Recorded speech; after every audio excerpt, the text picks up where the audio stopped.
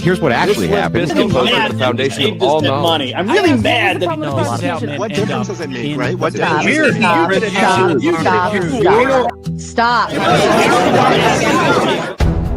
The deregulation of the industry is obviously going to cause more of that industry. And to lubricate the trust connection between people until they have enough. Yet we could still look at biological reality in determining who's a female, even if there are.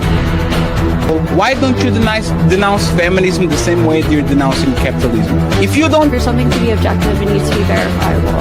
And you can't verify... If I make a claim as a political pundit, it is true that I definitely could be wrong. You're promoting, right? Ideology is the main tenet of politics, right? This is my ideology. And so, 2015, anyone go back and watch the footage. The first GOP debate. Cool. Okay. Oh, that? We're the very bar, you said. Let's go.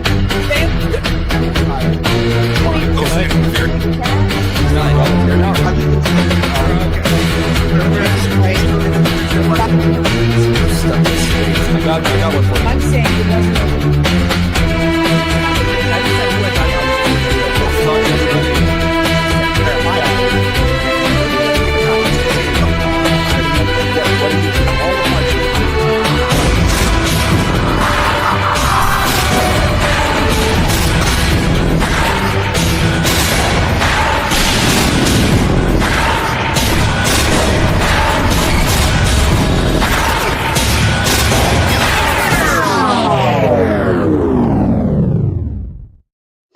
And good evening, ladies and gentlemen. I am Sara, the Raging Tomato, here bringing to you live a debate, not Moderator Monday, because it's Saturday night where we should all be out drinking, but instead we're going to sit here and listen to these two fine gentlemen have a fun little debate of the topic: we need to fix marriage to fix the birth rates.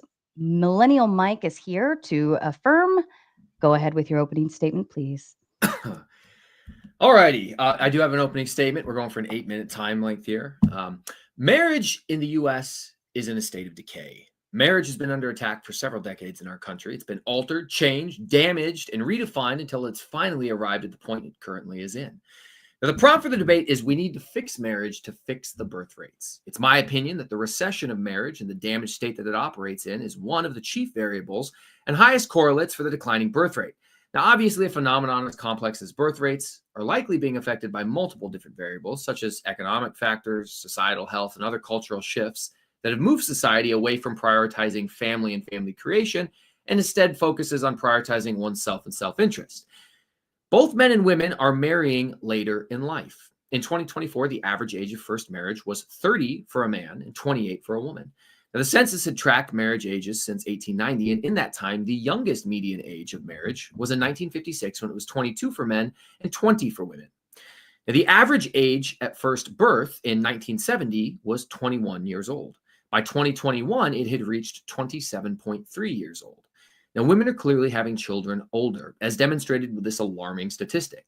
Now, you might be asking yourself, why is this alarming? Now, the answer, while controversial and frequently debated on platforms such as these, is due to the fact that women have a very narrow optimum window to have children, both naturally and healthily.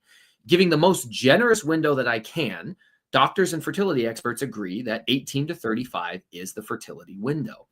A deeper dive into the medical literature shows that when it comes to female egg count, by age 30, they have only about 12% remaining of their original eggs.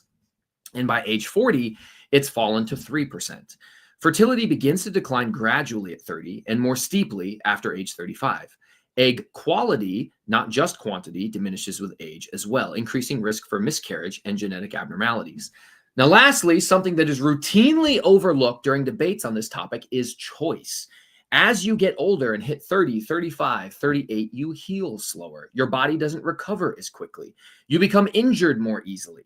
And even though advances in modern medicine and fertility treatments might help women become pregnant at an older age, it doesn't fix the increased pain and difficulty in carrying a baby to term that a 35-year-old woman experiences when compared to her 25-year-old counterpart.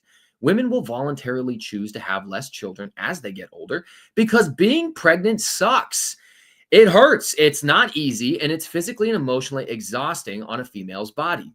The ability to have a baby naturally every other year at 23, 25, 27, and bounce back quickly with minimal downtime certainly plays a role in the decision making for young mothers who are considering having a family versus older mothers who have to make that same choice. Having those same 3 children at 33, 35, and 37 is not only both more difficult to do from a conception standpoint, but it's more physically difficult to do from a pain management and body wellness standpoint. Now, this isn't to suggest that you can't be fit or healthy in your 30s or suggest that your 30s is old age, but there is a reason why most professional athletes are between 20 and 30, and by the time they're in their 30s, they're usually retiring. What's harder, playing basketball or being pregnant for 9 months and then giving birth? Now, I argue that the real optimum range for women to have children naturally and healthily is probably closer to 18 to 30. And when you refer back to the average age of first marriage for women, it's 27.3. The average woman spends the overwhelming majority of her peak fertility years unmarried. And when she does get married, she likely only has enough time to have 1 child before she has moved past that 30-year age benchmark, where it becomes more and more difficult to conceive and less appealing to be pregnant. Now, it's true that more children are being born outside of marriage than ever before. In 1965, only 5% of children were born outside of marriage, and in 2022, it was 39%. However, both the majority of men and women still express a desire and a preference to have children after marriage, not prior to it. So in short, the argument goes like this. Point 1, men and women both prefer to have children after getting married or within a marriage. Point 2, the average age of marriage has increased substantially to 28 for women and 30 for men. Point 3, the healthiest time for women to have children is 18 to 30. Conclusion, getting married later in life is reducing the number of children produced both by ability to conceive and by choice. But why are people getting married later in life? I say it's because marriage is broken. Now, there's 3 primary ways in which marriage is broken. Number 1, no-fault divorce. Number 2, sex outside of marriage is abundant and normal. And number 3, stripping away religiosity from marriage. No-fault divorce and the fallout from divorce has made marriage massively unappealing to men. Both child support and alimony are common law traditions that have been held over from a time when men were the only earners and when divorce was much more rare and difficult to obtain. Now, I'm all for holding men accountable for their children's well-being. And in the case of a fault-based divorce, where we can clearly outline who the victim and victimizer are, alimony is justified. But when no-fault divorce was instituted in the 70s and then moved nationwide over the next few decades, we never reevaluated child support and alimony laws. We no longer have a system that seeks to provide financial protection for an injured party in a divorce, and instead we have a system that incentivizes women to divorce with little to no financial repercussion or blowback, which is why you see a very commonly referenced stat that 70% of divorces are initiated by women, with 60 to 80% of those divorces, the reason being given is irreconcilable differences. Sex being reserved for married couples used to be a massive incentive for men to get married and be married young. But as societal norms have shifted towards cohabitation and hookup culture, this incentive has been all but completely destroyed. Why buy the cow when you can get the milk for free? Men don't need to get married to get laid. They can just go out and find it. Lastly, like many religious traditions, secularists demand that we strip out all religiosity. Well, they really love that whole Christmas thing we have going on. You know, once a year we focus on family, friends, togetherness. We're grateful. We think about our neighbor. But could we just get rid of the Jesus part of Christmas? And so they subsequently made Christmas about Santa, elves, and commercialized it, stripping away the religious undertones and meaning. Well, the same thing has happened with marriage. Secularists, Hollywood, and the media love the fancy ceremony, celebration of 2 people walking down the aisle, and of course, all the parties that are around marriage. But can we get rid of the whole marriage being a sacred union meant to mirror the relationship between Christ and the church? When you look at Orthodox, Catholic, or even alternative strong religious communities like the Mormon community, a marriage is more akin to a church service. When you actually attend the marriage, it's like a church service where they read from scripture and a sermon is preached. Stripping away the religious intent for marriage left us a hollow shell of an institution, and in its current state, it's failing to operate successfully. I believe fixing these key issues would make marriage significantly more appealing. The more appealing it is, the more desirable it will be to men and women, and they will move towards it at a younger age. The younger people get married, the more likely they will have more children. And I'll leave you with one more stat from the US Census Bureau. The age for first marriage and the number of children that women have. So if they get married under 20, they have 2.5 to 3 children. If they get married between 20 to 24, they have 2.2 to 2.5 children. If they get married between 25 and 29, they have 1.9 to 2.1 children. And if they get married after 30, it's 1.5 to 1.8 children. Fixing marriage and making it appealing to get married and stay married younger will fix the birth rate. And with that, Thank you. Thank you, Michael. I've never felt more targeted in my life. Tareyak, to you. Appreciate it. First of all, hail Prometheus. And second of all, thank you very much for having me on the platform again, Sarah. Appreciate you. Always a pleasure being here.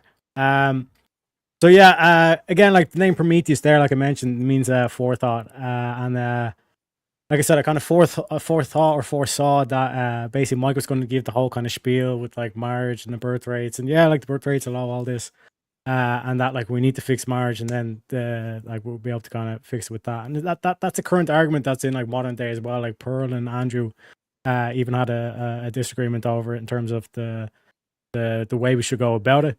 But from my point of view, like I said, I kind of anticipated Ryan would think that I'd try to criticize marriage and all the flaws that modern day marriage would have, but then Ryan would just be able to trap me in a simple trap and say, exactly, like marriage has its problems, that's why we need to fix it, to do the birth rate and thing. But see, Ryan, the fact that I can tell you that and I can see that knows that I'm in your head, and that's why I'm going to win this, very simply.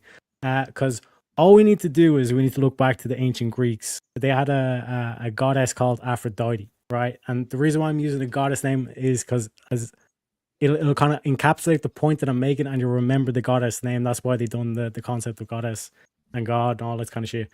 But basically, we resurrect the cult, right? Now, this shit's going to sound crazy because it's ancient Greece, but this is what they done, right? So imagine if we combined, right? Like we get Sara to be the high priestess, okay? So Sarah's heading up this shit, okay? But we're going to combine medical with like religious.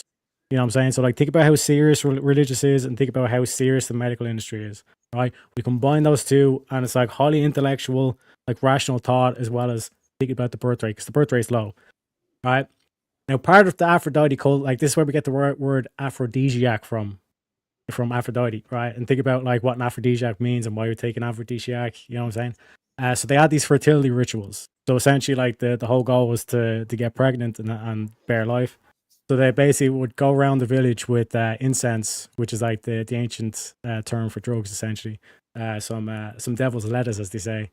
They get everyone in the mood, and then everyone would procreate, and it would be a wonderful experience. And like I said, in terms of like modern day, how that could go, we just have fertility rituals again. So it's just you can have like clinics. Like think about if we were to swap out like all strip clubs and brothels with like baby clinics, and the premise you could have for women is they like after the third or fourth kid, you don't pay tax for the rest of your life. So if you want, you can do a poll in chat if they want to resurrect Aphrodite, because like think about how many simps there are, and think about a lot of these ladies. So like I said, in terms of the debate dynamic, I'm not saying that's my worldview, right? But in terms of the dynamic of the debate, that is another way, because like the I guess like the safety blanket that like Andrew goes to, or the general kind of like Christ pillars will go to, would be, well, we'll just outbreed the degenerates. But if we're to take the degenerates seriously in terms of that's what Aphrodite is, that's who Lady Babylon is when they talk about it in the Bible, if we're to take that concept to a logical conclusion, what's stopping them from just doing the state-sanctioned orgies? And like again, like to paint the picture, just like safe conditions, it's like, you know, Chad and Tyrone are blocking the doors. We have like doctors there. It's like a religious ceremony. We have a hot dog stand, some music, you know what I'm saying? Make it like a proper festival, you know what I'm saying? So like Sarah, like put it in, let the people speak. Let the demo speak, okay? You know what I'm saying? I don't know what to do with you. Are you in with me, Sarah? Are we going there? I don't know. I'm calling the simp troopers. Bring your weapons. It is time. We're going to battle. So that's what I'm saying. Like a handful of times a year, right? We do these fertility clinics or whatever. We roll by same way like Planned Parenthood, but the complete opposite. They're fertility clinics. You want a kid? Here's a room. You know what I'm saying? And like I said, we charge money, we sort out the taxes and all this kind of shit. We give incentive towards it. How many simps out there would be willing to do it if we actually left it to the vote? And like I said, in terms of this debate topic, that we need to fix marriage, with this solution, we don't need to fix marriage. I win the debate if I'm able to provide an adequate solution that does not require marriage. And this doesn't require marriage. Thank you, Tareyak. And as a kind reminder to all of the viewers and potential panelists who would like to jump on during open panel, we're going to have the debate. We will do closing statements, read and respond to your kind super chats. And then, of course, as always, we will go into open panel dumpster fire, and you are all welcome to come on and tell Tareyak how crazy he is for even going into this concept. I love you both. All right, gentlemen, I leave the floor open to you. Yeah, Tareyak, I want to make sure I steel man your position so that I get this right. Your proposition here is to create state-sanctioned orgies, a celebratory festival where we give tax incentives to women to have children, and we think that the simps are going to just line up to impregnate them. That is your alternative solution? Interesting. It is a solution, yes. Okay, so it is a solution. Wonderful. So I would say we kind of have to operate from the realm of what's reasonable. I would say that seems like an unreasonable solution. I mean, because we could fix the birth rate by just enslaving all of women and forcibly impregnating them. I mean, that's something that could be done. I don't think it's going to be done. I would find that immoral. So can you really make an argument for your suggestion being reasonable in any metric? Yeah, like I said, Sarah, like feel free to put it in chat, like resurrect Aphrodite, yes or no, because there's plenty of simps out there. Like Bonnie Blue alone had like 1,000 guys queuing up to bang her just once. Yeah, you know what I'm saying. So like that's like when they talk about Lady Babylon, this was the same like cult that was in Babylon. So when you go to Revelation, Horror Babylon, this is where this is going. You know what I mean? So in terms of like this whole idea where it's like we can just force and shame men into marriage. There are other solutions out there. This is what this whole kind of aspect is. Okay, so I appreciated when you were conceding in real time as you opened up your statement and said, well, okay, I knew Mike was going to go down the route of talking about marriage and birth rates. I hope I would. That's quite literally what the debate's about. And then you say that I have a whole bunch of good points, but you just have to bring up a different solution. But when we enter the realm of absurdity, we can come up with an unlimited amount of alternative solutions. I don't really think that does us any this justice works. with moving towards a solution. So this has already worked throughout history. Because like what happened with the Romans in 200 BC when they went against Hannibal, they lost 50,000 soldiers in a day. In a day. The equivalent, I think, is somewhere between 500,000 to 3 million soldiers in a day. Like the US equivalent, right?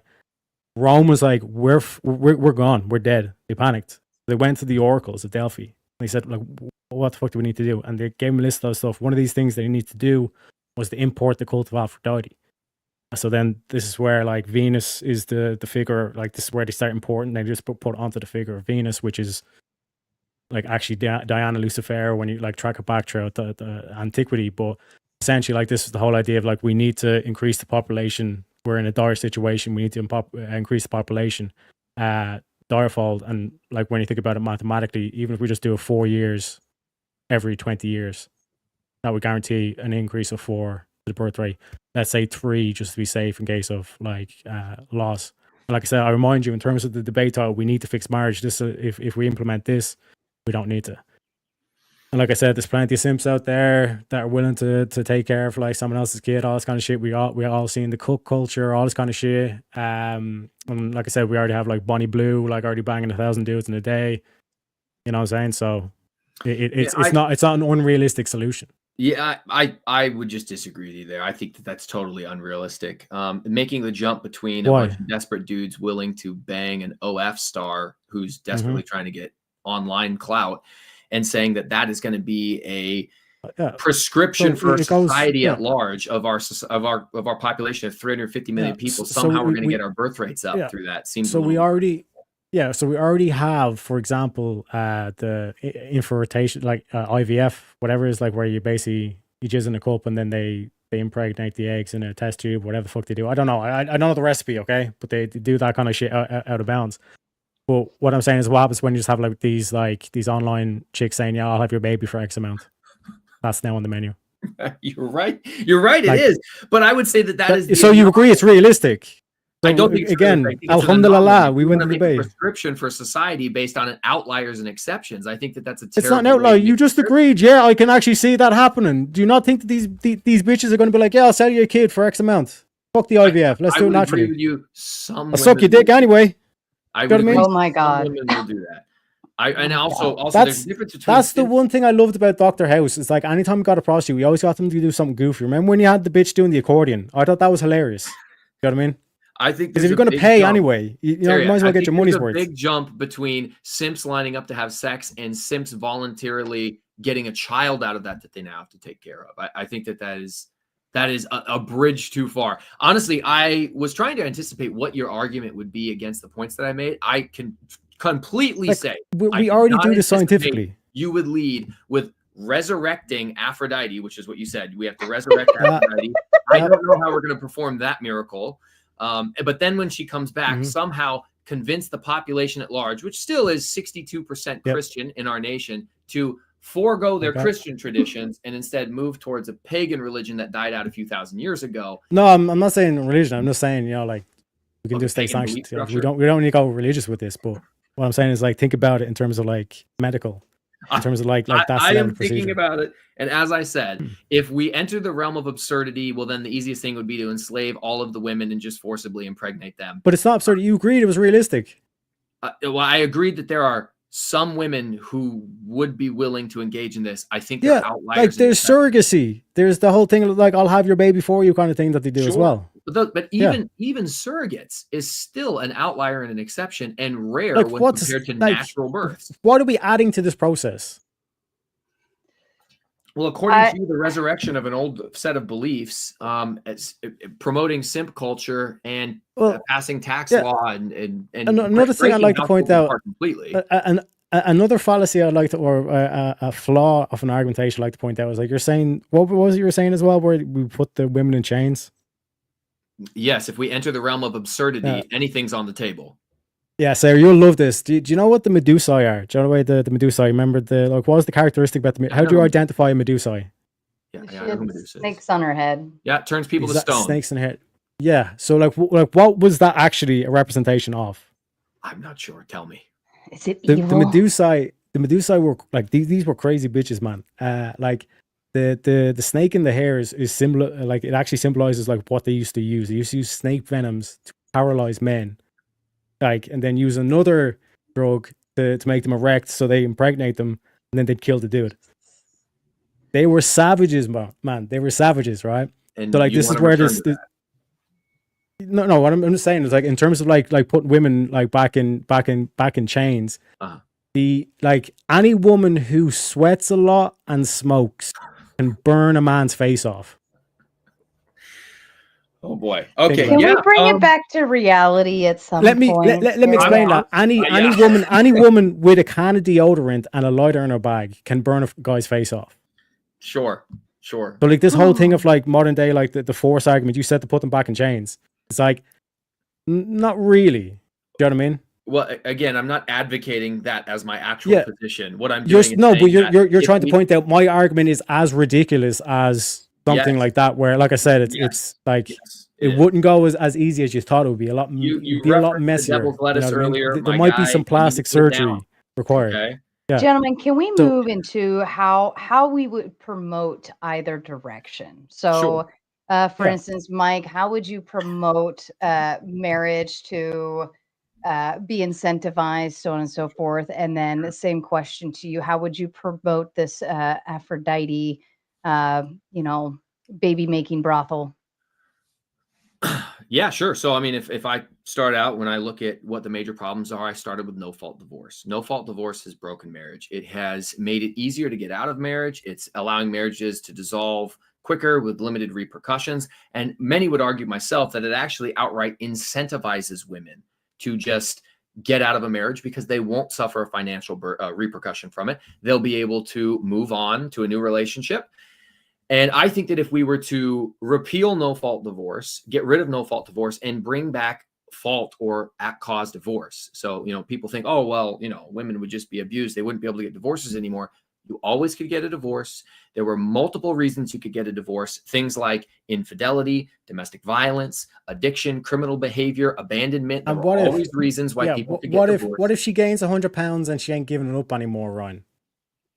Is that a legitimate reason to get divorced? No, it's a legitimate reason to have frustration. Yeah, so you're stuck with her. So like this whole thing where you say, oh, we just ban divorce. This is the same thing with the ban pornography argument. It doesn't work. I did not say ban divorce. That's a straw man. I said get rid of no-fault divorce. Bring accountability back into marriage. Yes, marriage needs to be taken very seriously. This is one of the fundamental ways in which it is broken, as I highlighted in my opening statement. And if she puts on 100 pounds and she's not giving it up anymore, you just have to deal with that. That's tough. Unfortunately, if you make the commitment, yes, that is the commitment that you made.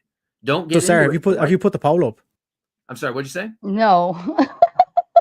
please put the poll up, because again, like we're selling these two ideas, correct? So like again, our boy Mike I here will put a poll up. Thank you. I will put a poll up, and I will say marriage or baby brothels. How's that sound? Perfect. Aphrodite is a lot more beautiful. It's a lot more beautiful, Sarah. So yes, I mean you highlight problems with marriage that I would agree with you on. I mean, I don't disagree with you that women use sex inside of a marriage to try to control their husbands. They let themselves go. They decide not to give it. Those are all major problems with marriage. I don't disagree with you there. Yeah. Are they legitimate reasons for divorce? No, I don't think that they are. And when you look at the outcomes of divorce, it's catastrophic on kids, families, communities, the financial standing of both parties involved. I would say that what you need to do is you need to continue to try to recommit to what you got married for. Go to counseling, seek out help, therapy, go through an ecclesiastical authority, go to your church, all of these different things that are in place to address these issues that have existed for a long time. And the answer is not just, I'm done, I'm moving on to the next thing. Yeah, so you all heard him, folks. And like, gentlemen, I'm now trying to sell you my argument, right? You all heard him. It's like, if she gains 100 pounds, she ain't giving up anymore. It's like tough. And if you break your vows, then like you're a monster and you're demonized and all this kind of stuff. I did not. Whereas I'm saying like that's a straw man. I didn't interrupt you. Do you know what I mean? That's what I'm saying. He's afraid. He's afraid of the truth. Just steel man. He's afraid of the truth. But that's what you said. If she that's not grounds for divorce. This conversation. Go ahead, Tareyak. Did you not say that was grounds for divorce? That's not grounds for divorce. Correct. That does not mean I called someone a monster. No, but like that's basically what you're going to do if he breaks his vows, even though he's in an impossible situation. That's your supposition. You know what I mean? Whereas what I'm selling to men is like, why like realistically, right? Like, why do you need to like adhere to this dynamic or this like kind of rigid structure of monogamy that's put forward when you have guys like Elon Musk, which is basically doing what I'm preaching, where as a guy, you can go up, have your kids. It's nothing like I have to commit like financially to this woman because she wants kids as well. And the two people that are signing up to this, obviously you're putting the kids first. I mean, that's where the whole thing of like, it's like religious and medical. This is like, we're solving an actual medical crisis here where we're not producing enough of our own offspring. That's why we're importing all these, like other nations. So again, because we kind of fix. So this whole thing of like, okay, Timmy, just like do the same thing that we tried to do, even though 100 years ago divorce rate was 1%, but divorce rate nowadays is 50-50 anyway. So this whole thing of you saying it's like, oh, like we just give up and try it out the window, it's like that's a coin flip at this stage. You know what I mean? So like I said, if these hoes are hoes anyway, then Aphrodite's your way. These hoes ain't loyal, so let's go find the source of the problem. Let's go back to the Greek hoes. Yeah. I can't put it any more simple than that. Your point of Elon Musk, the world's richest man, who's a multi-billionaire, you think that his lifestyle choices should be mapped on to men all across the nation, and that's a recipe for success and for saving the world. Like what I'm saying is that like he's able to have kids, he's able to run multiple like billion-dollar companies, and somehow the motherfucker is also able to be one of the best Diablo players online. So he's just embarrassing everyone at this stage. Yeah. The fact that he's able to have five baby mamas, he's literally doing the Mambo number 5. These bitches, you know what I mean? And he's still not losing a wink of sleep.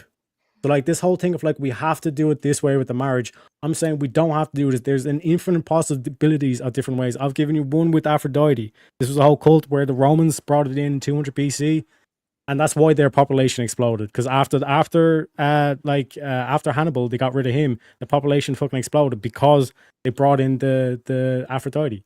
Tareyak, I'm not saying we have to do it exactly that way, but there's an infinite possibilities. You're making arguments for the exception. This is No, I'm not sticking to something debate that can be topic because the largely debate replicated. topic, the debate topic it says we need to fix marriage, right? Yes. What I'm saying is I'm on the negative, which means I'm saying we don't need to fix marriage. Yes, and my response to that is what I said earlier, which is if we enter the realm of absurdity, where anything's on the table, where we It's not map absurd. onto reality, all people are Like now I said, Elon Musk. it's less absurd than locking women in cages. I would agree that those are also that's also absurd, but I think that all of the options. No, you that agreed it was just talked realistic. about Because are like I said, if these significantly women more absurd if than these women are repealing selling no-fault sex, divorce. it's literally just like another bodily process that they can sell. It's just another item on the menu. Okay, so Tareyak, I'm For these glad women. that you brought up the hierarchy of absurdity with the different solutions. I'm not bringing up the proposed. hierarchy. And of I absurdity. think You're that not if addressing- you why are you you're- running? Why are you running? Why are you running? Why are you running from the argument? Like what's I'm not stopping? running from it. I'm engaging What is directly stopping with the Nala argument. Ray saying, "Okay, boys, who wants to You pay gotta for my slow down and firstborn?" listen if you want me to respond. Do you want me to respond? What's them stopping it? Okay, so here was your argument. You said that your resurrection of Aphrodite and instituting that, or Elon Musking everybody into billionaires who can have multiple baby mamas, you said that those were less absurd than putting all women in chains and forcing them to be breeding factories. So you instituted a hierarchy of what's absurd. I'm glad you recognize that there is a hierarchy. I would say those Jordan three Peterson. options are so far out of the realm of possibility when compared to removing no-fault divorce and culturally moving towards sex being put back inside of marriage and making it more appealing. I think that your options are way more on the fringe than changing some laws.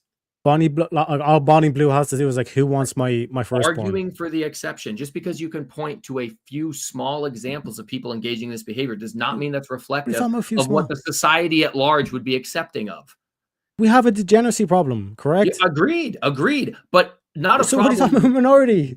It's a Right, yes, problem. but okay, I'm what doing you're 2 is for creating 1 a word here. concept I'm sorting fallacy out degeneracy. I'm solving degeneracy. I'm doing the opposite of what evil does to good in what it says in your holy book. I'm taking what is evil, what is degenerate, and I'm turning something beautiful. All these hoes that like you just call hoes anyway, I'm basically turning them and making them mothers. Okay, so Tareyak, what you're doing is The great mother. creating a word concept fallacy. You're using It's not degeneracy in the phrase, in the common understanding meaning of the decline of societal morals and values, and saying we have a degeneracy problem already, and somehow that means that common understanding of degeneracy also would imply that people everywhere would be totally accepting of moving towards becoming Elon Musk and having multiple baby mamas on purpose, or the resurrection of this ancient belief in this ancient goddess. I'm sorry, those things are not I'm related. saying if you have hoes anyway, you might as well have mothers. Yeah, if you have hoes anyways, you might as well have mothers.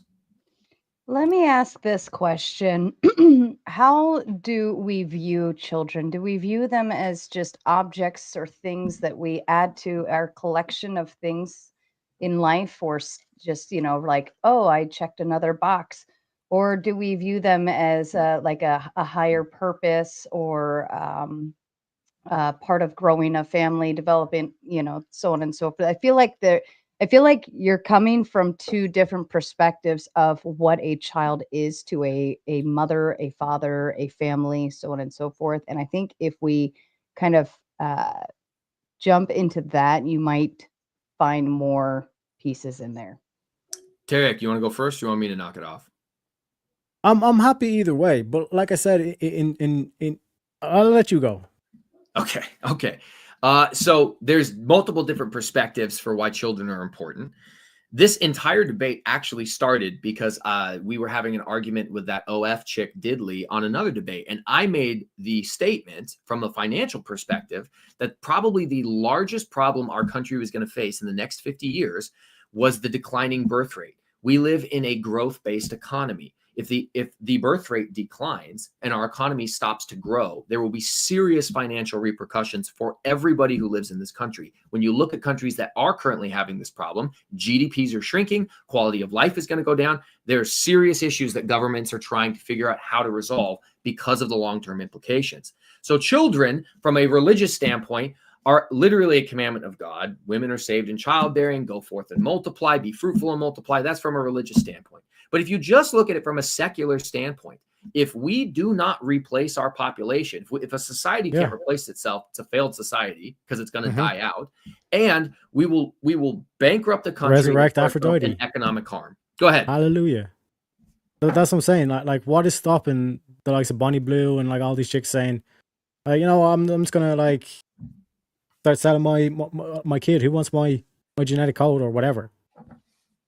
What is literally stopping them from doing that? Like, they're already selling their pussy. Yeah, like, that's why they're doing it. But again, like, Mike, we're here because you're saying that my like proposed thing of Aphrodite, right? Which is just kind of like an inspiration to just to point to that there's an infinite amount of ideas that we can come to here that like disprove this claim that like you need to fix marriage. Like, marriage is the only way to fix the birth rate. Because like fundamentally, like you look at like a country like Israel, another modern day example, like they're constantly under war. So like they don't have this whole kind of like excuse of just like chilling back and like having low birth rates and all that stuff. They're like constantly like fighting for their life. You know what I mean? So like in terms of like the if you include Israel as part of the West, they're the one standout across the whole West. That's a different story. Sure, so it's like realistically, like when you're under those conditions, we have a less kind of prudish position on like what sex is. And like when I'm talking about coming at this, like if you ever watched the show House, I'm talking about this from like a Lisa Cuddy point of view. Like this woman is like religious about the rules, and these rules are in place where it's like it's either like a public event where it's like the like we all have stalls, whatever, or if you just can't think of it like it's just replacing all the brothels as just like these are baby clinics now, that all the women that are going in there are basically conceiving a child. Yeah. So when as a secularist, there's no kind of like logical argument you can fight against that. And this is why the Romans brought it in. There's no logical argument against why instituting the baby brothels would be hard or would be unfeasible.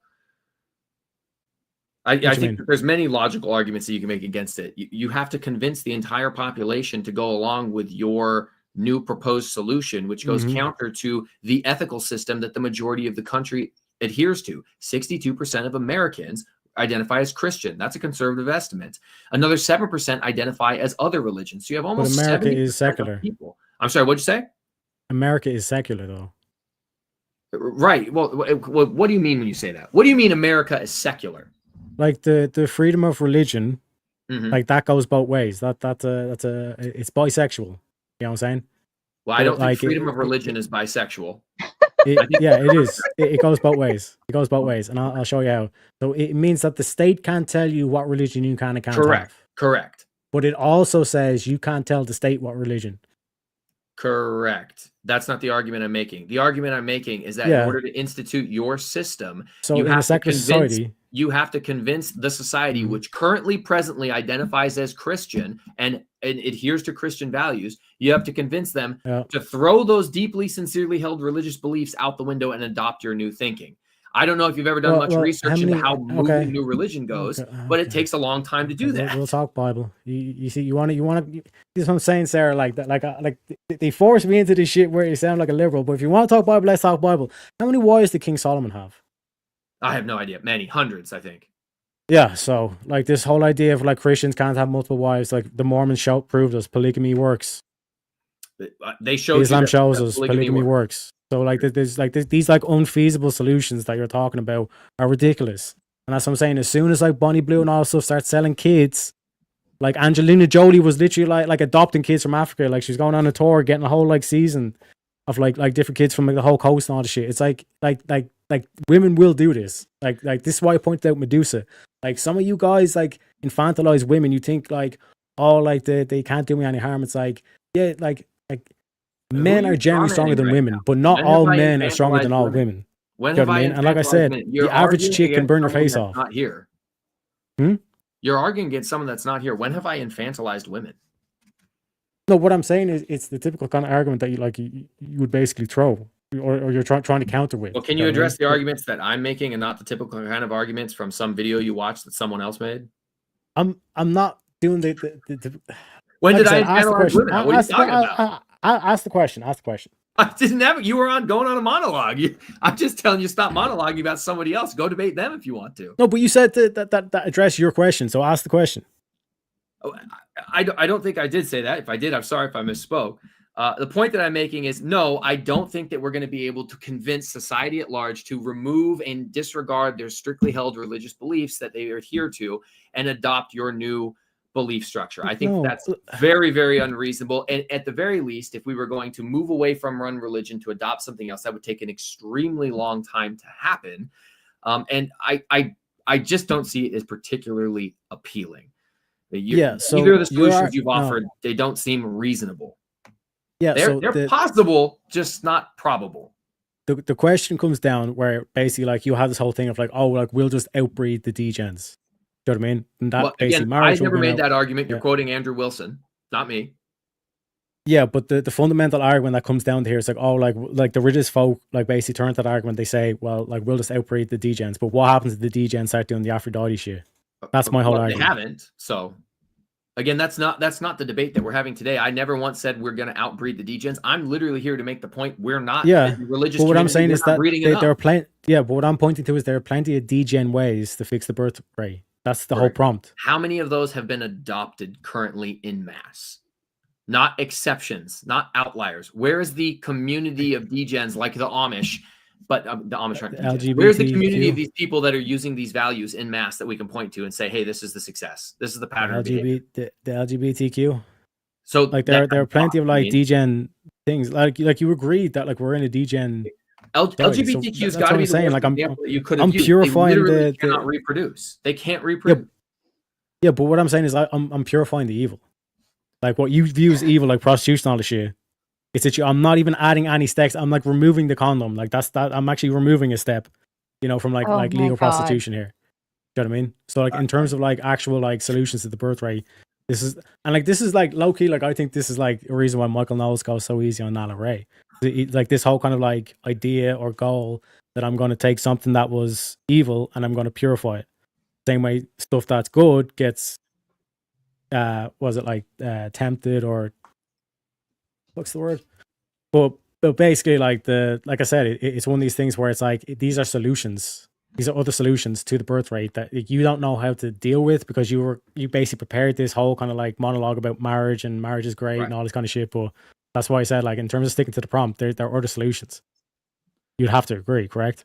Yes, I agree. There's possibilities, Alhamdulillah, but not probabilities. So then we have to decide, as I mentioned earlier, in the hierarchy of solutions that we could propose, I think it's significantly more likely that if we change some of the laws around no-fault divorce, if we try to culturally move back towards some of the religious principles behind marriage, maybe get the government out of marriage and have it be a religious institution, I think that is significantly easier to move to, especially since we already historically had that in our country at one point.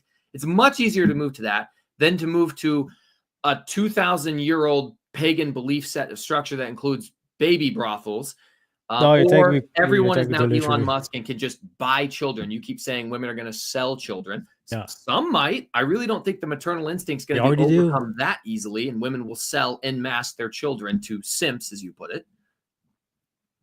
Do you have any evidence that that's happening in mass beyond just some outlier exception? It's not happening now. It's not happening now because, like I said, it's like the whole debate prompt is we need to fix marriage in order to fix the birth rate, and I'm giving you solutions where it's there's plenty of other things they can do. They can like I'm using like I'm waxing poetic, like I'm using like poetic license when I say resurrect Aphrodite. But, like what I mean by that, it's like these motherfuckers could have like public orgies and shit like that. There's like plenty of solutions here. There you go. Yeah.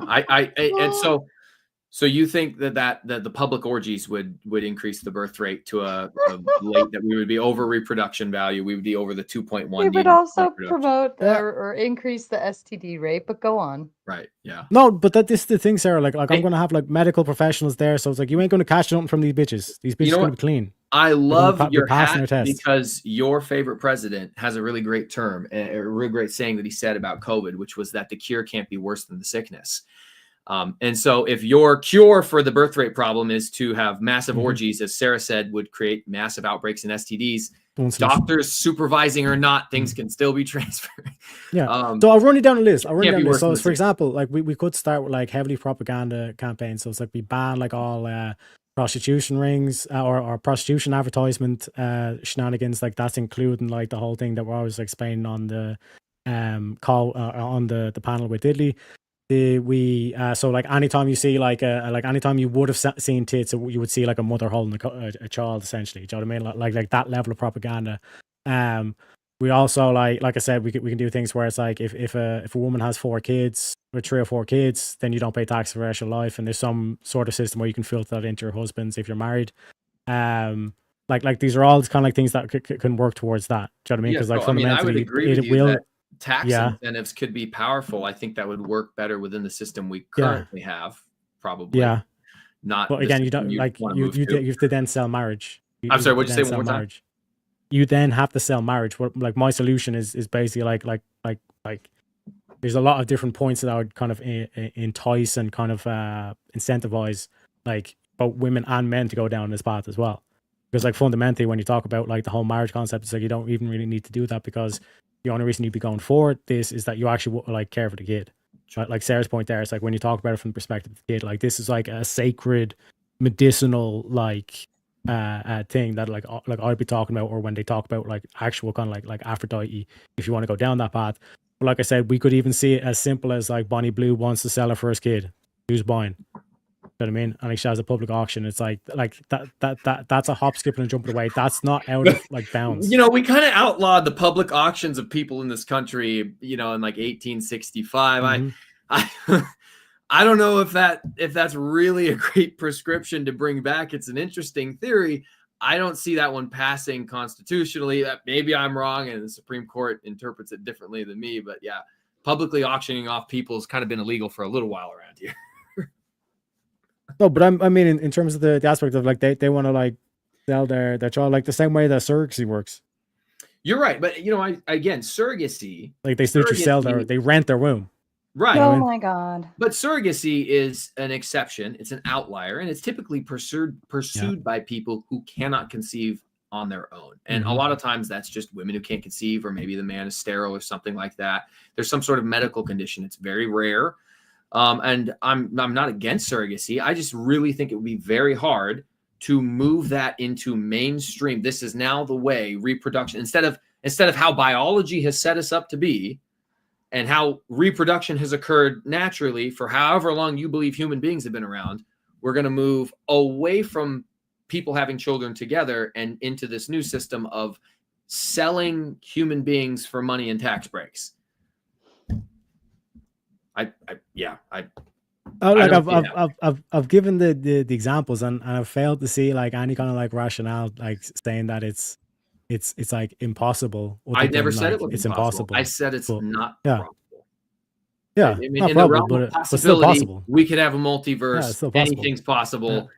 Sure. Yeah, anything's possible. What exactly is the incentive, right? Because and I asked this, Tareyak, because I mean I could go to a bar right now and ensure I'm pregnant, you know, with maybe just a few tries if I really, really, really wanted to, right? I don't think it's a lack of ability for women to be able to get knocked up per se, I'm not, for a dude to do so. So what would be the incentive behind these little baby brothels or you know, baby auctions of some sort, if we already aren't wanting to have children as it is? Yeah, so like that's what I'm saying. Like it's, I probably should have said this at the start. Like it's about coming at like fertility and like giving birth and all that stuff like religiously, but also like medicinally. So it's like if you want to do that, if you just want to go out to the bar and get pregnant that way, on your fourth, it's like when you go to Starbucks, on your fourth trip, you pay no taxes for the rest of your life. You know what I mean? So like it relieves the pressure that it's like you need to have like your soulmate or your one true love to have the perfect family and all this kind of shit. and then we can just get to fixing the birth rate. Because, like I said, that's the prompt.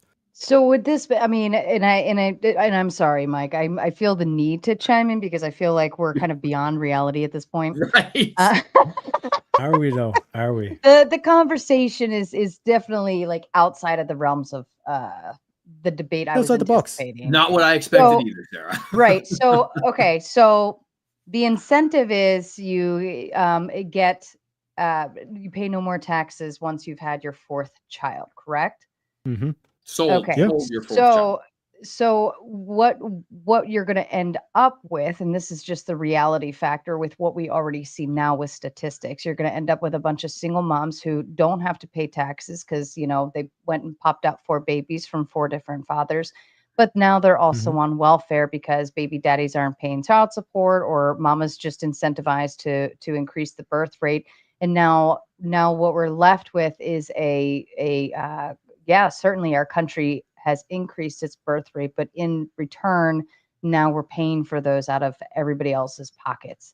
So there's a quality versus quantity factor that you have to include in that. Yeah. And even in that factor, I still don't know if women necessarily are incentivized by tax credits per se. You see what I mean? Like I said, like if you told me, Sarah, if you just have one more baby, you'll never pay taxes the rest of your life, I'd be like, ain't worth the diaper trips. You know what I mean? Like I'll happily pay. Right. So I think in terms of your grand plan here, I think you have to find something that actually is reasonable and grounded in what we have now in the women, because I mean, look at our AB rates, right? Our AB rates are already through the roof. I think they are coming down now with the new with Roe v. Wade being turned over, but they're still pretty high comparatively speaking. So women are already rejecting having children now, and they're getting pregnant. So where do we go from there? Yeah, like imagine if you were to replace every Planned Parenthood with Tareyak's baby maker. You know what I'm saying? Just to drive. You have to have a so okay, let's make it like a business, okay? Yeah. I'm going to start a business and it's selling I don't know, one tool, one simple tool that's already out on the market. There's really no need for it. Nobody's getting anything for it, but I'm going to set up a whole shop and everything, and because it's a tool, like everybody's going to come to my store for this one tool, but the reality behind it is there is no market for it, right? Because Sarah, you only need to buy the tool once, right? Okay. So your incentive is not, if we're treating it as like, oh, they'll want to do this because I'm making the shop for it. I'm giving them a place to do it. But you have to have the marketability to incentivize. And you, sir, need to incentivize millions of women to come to your store to make babies, when the reality of it is they're already going next door to Planned Parenthood to get rid of them. So I leave it to you. Yeah, this is what I'm saying. Like this whole thing of like the business proposal, like this is like such a weird argument, because it's like there's literally women who've become millionaires from shoving cucumbers up their arse, and you're telling me they've managed to monetize their pussy, but they can't monetize their womb.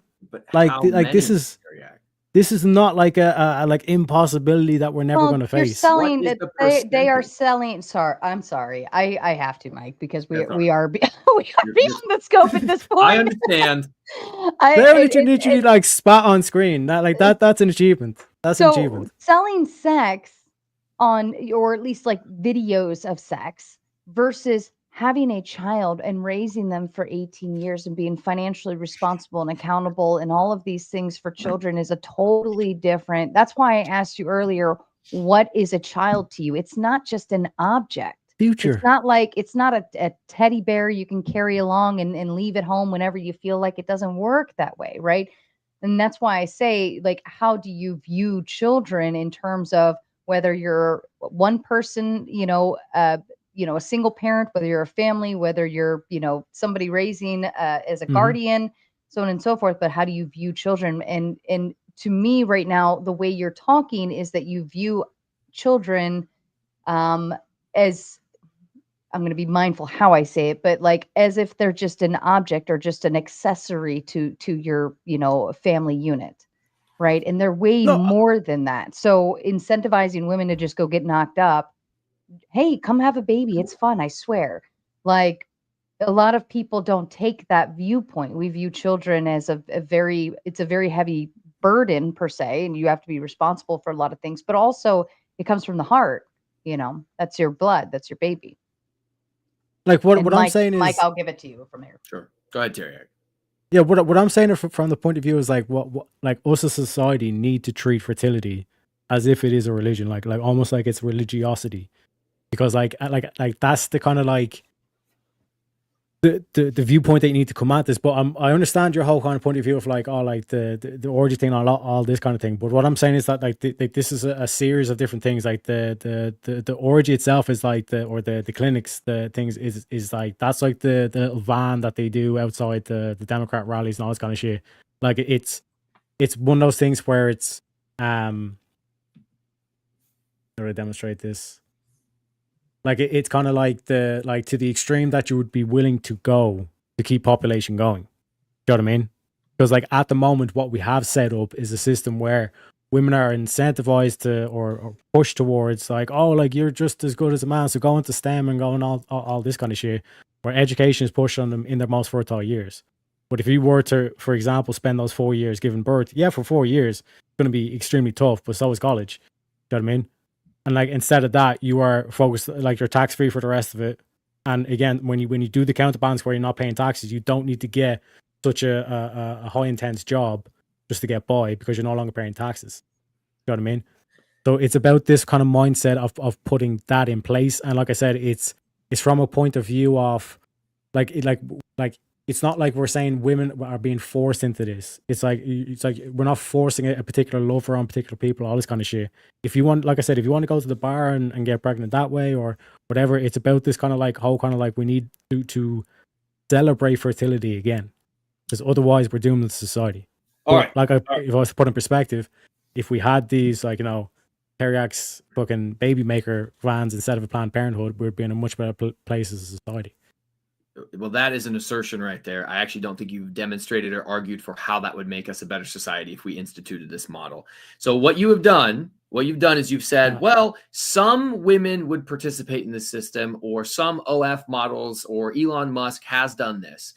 Correct. Mm-hmm. Some people have. You have not yet argued for how we could possibly take that mainstream. Okay, you said we would propagandize the society through advertisements and through replacing Planned Parenthood with all these facilities. I'm sorry, that's not an argument. You actually have to make an argument about how you would get people to adopt this line of thinking. It's outside, way outside the Overton window on this issue. And you yourself even said you have to think about how extreme you're willing to be. Well, you admit in that statement it is an extreme, a completely extreme, if not radical. I'm solutions guy, So I'm sorry, I just don't see that as a valid option to pursue. Problem you asked me there is like, how do we take that mainstream? I'm not interested in taking that mainstream, because if I take that shit mainstream, I'm going to get accused of being a cult leader. And you know what happened in Waco? Okay, I ain't fucking around with no shit in Waco, boy. You know what I mean? The birth rate is to take it mainstream. You can't just do this with a couple hundred people or a few thousand. You have to do that for hundreds of millions of people in this country. I'm arguing the debate prompt, Mike.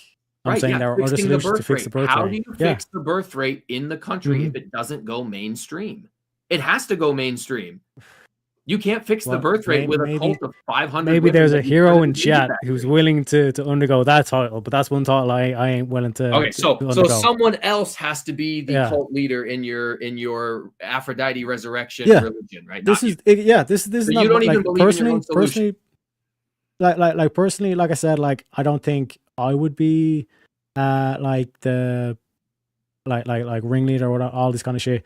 Because like I said, like I'm a solutions guy, Ryan. No, it's an unappealing solution so much that you don't even want to participate in it. Like I was giving off multiple things, like, and I think Andrew Wilson like hits the nail on the head when he says we need to propaganda and push propaganda more in terms of like, imagine if you were to replace like all these TD-pics with like. But why is propaganda effective, Tareyak? Why is propaganda effective? It's the same way that comedy is effective. because a portion of it is true and it says something that people are yearning for or want to believe. In order to propagandize somebody, you have to say something that they're thinking and move them in a direction. The general population isn't sitting around saying to themselves, we need baby brothels and Tareyak's baby batter cupcake machine, whatever it is. Like, and even you don't want to do it because you're like, well, I'm not the guy. I don't want to do that. Yeah, but if push comes to shove, crazy dude.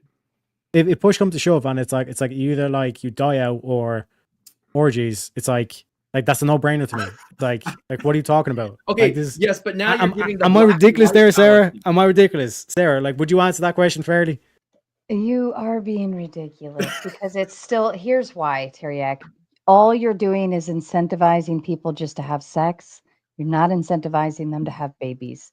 If the only way your plan would work is if you got rid of birth control, got rid of AB, and you promoted the idea of men taking care of their children and it's okay to be single moms. And right now we don't see that. Like, it's not okay to be a single mom. We all know that. We've seen the statistics, right? So basically you're going and telling women to do something that we already know is not a what's the word? It's not a productive scenario. It's not a good one either, right? You're literally forcing women to the harder path with what you're saying. Yes, you are. What I'm saying is what we need, a solution to Planned Parenthood, is the exact polar opposite to Planned Parenthood. And I'm trying to put Aphrodite as an image in your mind. I'm going to fail, obviously, for putting that in mind, but like there is some solution there that, like I said, the polar opposite. Think of what the polar opposite of Planned Parenthood is. What does that look like as a business model? Like you're saying, you bring up business model, all this kind of stuff. That's what you need to do, right? Yes. But your like, what is the polar opposite to failed prostitution? plan because you're not. There's no incentive for any of these women to come have a baby. Just because you open a store doesn't mean they're going to want to use the product, right? So there's no incentive here. All you're doing is saying, "Hey, we're going to like beeline the single momhood and make it even faster and easier for you to go get pregnant." None of these women want to get pregnant to begin. Most of the single moms out there, they weren't trying to become single moms, right? Mm-hmm. It wasn't like something that they went out and they're like, yeah, I'm gonna go get knocked up tonight.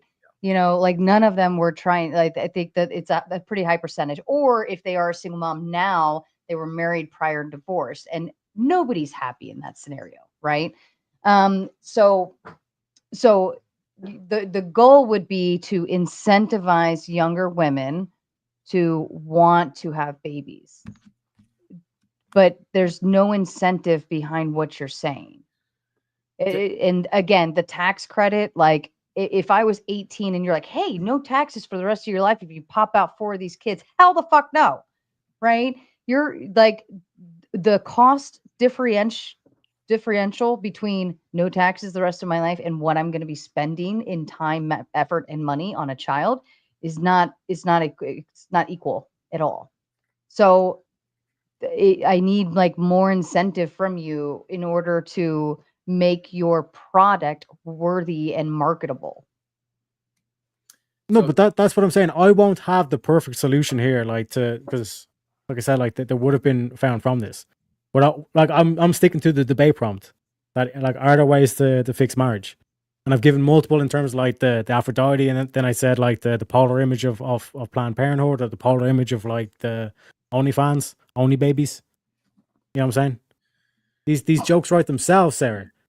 They write themselves. But it's not, we're not here for the jokes. Like, we're here to debate. So, and your solutions are far beyond.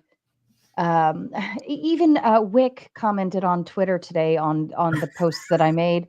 Wick said, that the child car seat, you could have even made this like child car seats aren't like they barely save, like they've only saved like 50 lives this year or whatever, but parents aren't having that third baby only because when you look in the back of a sedan, there's no room for that third car seat. And I actually am fully in agreement with this, actually, because we had to upgrade when we had our third.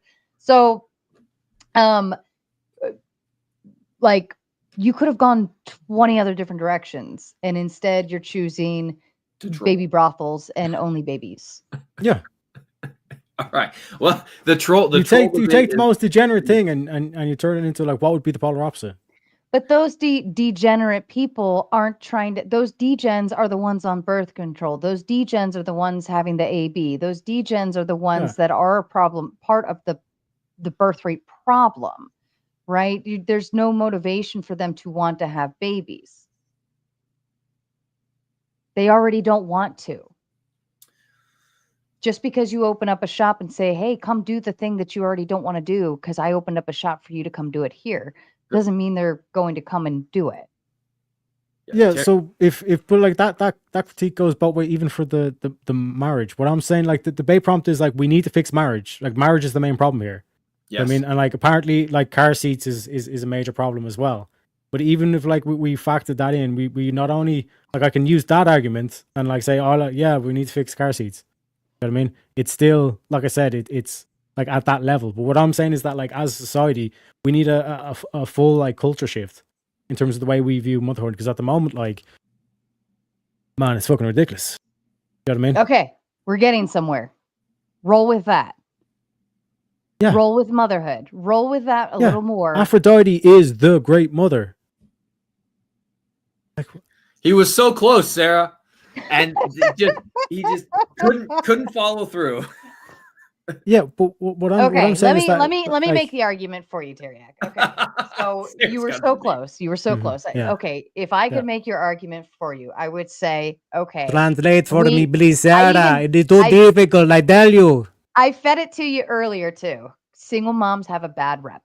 This is why women aren't wanting to try. They're like birth control, AB. You know, any way they can avoid it, XYZ, whatever, because single momhood freaking sucks. Not only is it harder on us, but we also are, we are like at the lowest of the totem poles if we're a single mom in the dating world, right? We accept it. But for those younger women, 18 to 22, they're doing everything possible to avoid becoming one because of that very factor, right? Like me, I'm old. It doesn't matter, right? I hit the wall twice, fell down, hit it again. So I'm not afraid of what people think about me at this point. But for the younger generation, if you wanted to promote that, then I would say, Tareyak, promote single motherhood in a way where it's motherhood is embraced and nurtured, and men are protectors of mothers, whether they're their wives or not, and they're protectors of children, whether they're their children or not. In that degree, I would go that route where maybe handing out, doing propaganda in such a way where we highlight motherhood as a beautiful thing and not a like hellbound minivan, one shoe on, one off, finding your socks, like hair in a messy bun every day, sweatpants, kind of nasty thing, right? Because that's kind of like what motherhood becomes. So I would promote it in a better way where society is uplifting to mothers, whether they're single mothers or not. No, Sarah, he can't make that argument because all that does is move back towards my point, which is that we need to fix marriage because marriage. No, let me get the point of view, right? I knew I was going against Mike, and I was like, okay, he's talking about marriage. He's Christian. Like, Lady Babylon is basically Aphrodite. That's the ancient Greek equivalent, right? When I'm talking about like there's a reason why they talk about the whore of Babylon. So like when we come to the debate prompt, we need to fix marriage to fix birth rates. Like, well, technically no, because even if we're to believe this dynamic of the what Christians would believe, like Mike would believe this, that like, the great demon is Lady Babylon, is because there's a society that can exist that doesn't need marriage. I'm sorry. Where was the society that didn't exist, that didn't need marriage? Lady Babylon. Male-female monogamy has been around for a very long time and existed in virtually every culture that's ever been documented. And polygamy was no problem with the Mormons marriage, as well. Of course, has crept up out of the Bible and has been around for a few thousand years. But male-female monogamy, maybe they didn't call it marriage yet and didn't have an official religious ceremony for it. But yes, society existed previously because male-female monogamy came together and they had children. And again, we're talking about the United States. We're talking in present terms. Yeah. We need to fix marriage to fix the birth rate. And you don't have to approach it from just a religious standpoint. I gave you secular and religious arguments. Just fixing no-fault divorce and bringing accountability back into a commitment that you made, legally binding commitment that you made that severely disadvantages men. Just fixing that alone and actually making it a fair process where you actually have to have a legitimate reason to get divorced, and men don't just immediately get the short end of the stick where they only get their children like 9% of the time. They pay alimony 92% of the time. Fixing some of those major issues that make it so overwhelmingly unappealing would allow people to be more interested in marriage at an earlier age and more people interested in marriage, period, which would fix the birth rates. I mean, I've showed you how these two things are correlated together. I don't know how you can argue. You actually haven't provided any counter arguments to any of my points. You looked at my arguments. I can grant all. Tangential subject. I can grant like everything you're saying and all the statistics you want to show. I can grant everything. But because, like I said, the problem comes down to we need to fix marriage. Like any solution I put forward is like it's not including marriage, but it also fixes the birth rates. I don't think you successfully argue that it fixed the birth rates. All you did was argue for the exception and like argue the Romans for the did it in 200 and then you BC. said if we could somehow propagandize everybody en masse to do something that's never been done in this country that goes against the core values people hold, then maybe we could make this happen. Yeah, but like they done it in Rome in 200 BC. And even, right, so never existed in this country or in this culture and have people move away from the values that they held, which is the Christian values, not the pagan values that the early Romans held. Like America wasn't founded on Christianity. Far from it. What do you mean? It was like actually founded in opposed to Christianity. Really? What is the evidence it stood against England. America was founded? It stood against the Church of England. In opposition of Christianity and not it stood against the Church of England. England. In England. And that's why Thomas Jefferson made sure that the freedom of religion was in place, that to make sure that the state remained secular. Right. Yeah. So the original states each had a state constitution. So, you actually notice how we've dodged again into politics and the founding of nations, all this kind of shit. You're the one like who keeps bringing it up. I've offered solutions. I'm a solutions man. You know what I'm saying? I'm not saying that like America was I'm not even saying that I would run a brothel myself, a baby Christianity, brothel. Okay, that is factually untrue. Literally, the people who came here were Puritans seeking a safe place to go away from religious persecution that they were suffering over in Europe. They came here so that they could be free in their religions. And then when they formed different states, those states had state religions. Of all of the different state constitutions, there were state religions. The U.S. federal constitution said that the government couldn't dictate what religion you are, not that it was in opposition to religion. If you look at the actual founding I never said it was opposition to religion. I said that it guarantees that the state remains secular. All men are created equal. Created by who? Religion is woven through the thread of our country and through our founding documents over and over and over again. It's just factually untrue that America was founded in opposition to religion. That's not true. I never said it was. You literally said that like 30 seconds ago, like maybe 2 minutes ago. You said I said it was founded to keep the state secular. I'm sorry. What? No, it wasn't. It wasn't even founded to keep the state secular. That's not true. It's just it was citing that religion that they couldn't dictate which religion you could be is different from saying that you had to be secular. No, remember when I was saying that like freedom of religion is bisexual, it goes both ways. It goes for the person, the individual, and the state. So the person can't dictate that the state is religious. Well, the state is secular. That's also actually not true. That's not true. That is I'm sorry. We have a system in our constitution that is significantly more. If you're willing to advocate for baby brothel factories, then I can certainly advocate that 2/3 of the states could vote for an amendment that could say we could institute a national religion. I'm just saying, if Bonnie Blue or Nala Ray or any of these bitches are going to be hoes, you might as well pump out a few babies. Right. So, I mean, you want to go back to your bumper sticker joke that you've told multiple times. It's not funny. It's not bumper sticker. It's not bumper sticker joke. I'm just saying in terms of like we are in a population collapse. Right. But you're wrong when you say that. And you're saying we need to fix this whole like dynamic between men and women, all this kind of shit. When I'm just like, man, we need a solution now. Like we're going into collapse. And I'm telling you right now that the solution you're advocating for is you yourself stated is more extreme than mine. Well, it would be way more difficult to bring about your solution than it would be to fix no-fault divorce.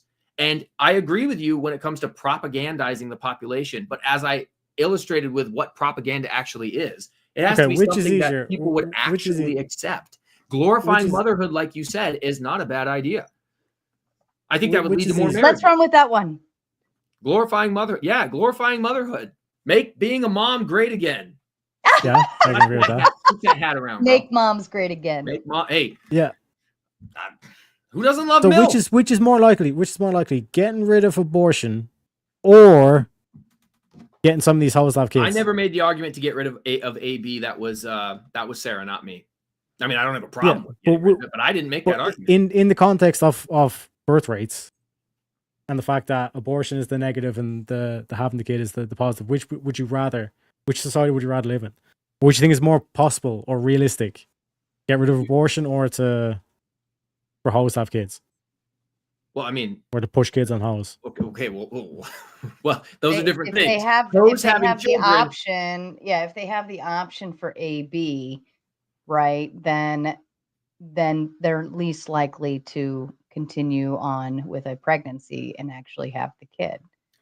It is, especially if she's a hoe, right? No, what I'm saying, Sarah, is like in terms of like Mike's response, he's like how realistic is this? And I say, well, how realistic is trying to ban abortion compared to trying to promote? It's actually kids? pretty realistic now that Roe v. Wade got turned over. Way more realistic to see a nationwide abortion ban. Remember what the Democrats were arguing this last election? They were arguing that a nationwide abortion ban was going to happen because they saw that as real. You know what they weren't arguing? They weren't arguing that Trump was going to come in and make Tareyak baby batter factories where you were going to have simps buying children from women. I told you, because that's not democracy. It means neighborhood speaks, and the neighborhood is speaking right now. Sarah, please read that. Huh? What Anson wrote on the thing. Oh, you want me to read this one? Yes. The solution to birth rate decline isn't marriage. I just need a different lady to visit me every night while she's ovulating. I will carry the burden. What a great description. But she has to carry the baby, and as long as AB is legal, she doesn't have to. So unfortunately, that plan doesn't work. You can knock up as many women as you want, but because they have their autonomy for these things, they will abort your high Irish children in mass. They will say, no, I'm not attending. They say, I do not comply. What if, maybe me. I'll give you maybe me. Because like I said, like I even admit on my own show, I'm retarded. You know what I'm saying? Let's make no I'm mistake. not letting you get away with that. I told you we're not getting away with that today. What? See what I'm saying? Like this is what I'm saying. I'm being pushed to a corner here. Being pushed to actually give a legitimate argument, which I've given you a lot of different directions you can go, but the Aphrodite baby batter brothels isn't. It's not. Yeah. I'm not going to allow you to get away with it. Yeah. So like you I can was do saying, better, Tareyak. I know all of your arguments that you've made before. Mm-hmm. You try pretty well and you've done better. You do better. Yeah. So like what I said, like what's morally wrong about what Elon Musk is doing having the babies? I never made an objection against his morals. Once again, you want to have a straw man argument with someone else. No. What I'm like fundamentally pointing at is like there's a lot of these like situations I can put. Like I done the Bonnie Blue selling her first kid. Like there's a lot of these like morally gray or like ambiguous areas that people can go in this current climate that we're in. Right. So like what I'm saying is that like in terms of like would you not rather like take degeneracy and try to purify it rather than just let it run rampant? Yes, I think you can purify it by fixing marriage. One of the ways you fix marriage is put sex back inside of marriage. That is a heavy incentive on men to get married young.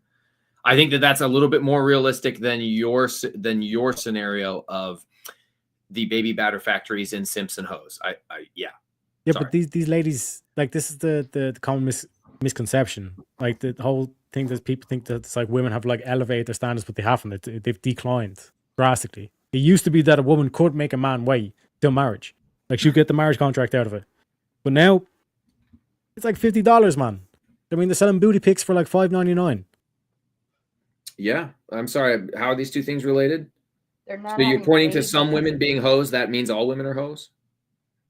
No, but what I'm saying is that like that's the value of like pussy at the moment. So when you're looking at like guys, like trying to sell guys on marriage, like why would I accept a contract that's like 40 to 50% failure rate? Yeah, I'm not going to sit here and tell you that they should be marrying these hoes or they should be entertaining. Yeah, you just said no, but you just said that to fix the birth rate, we need to fix marriage. And then when we look at the population and the population of women Like there's a reason.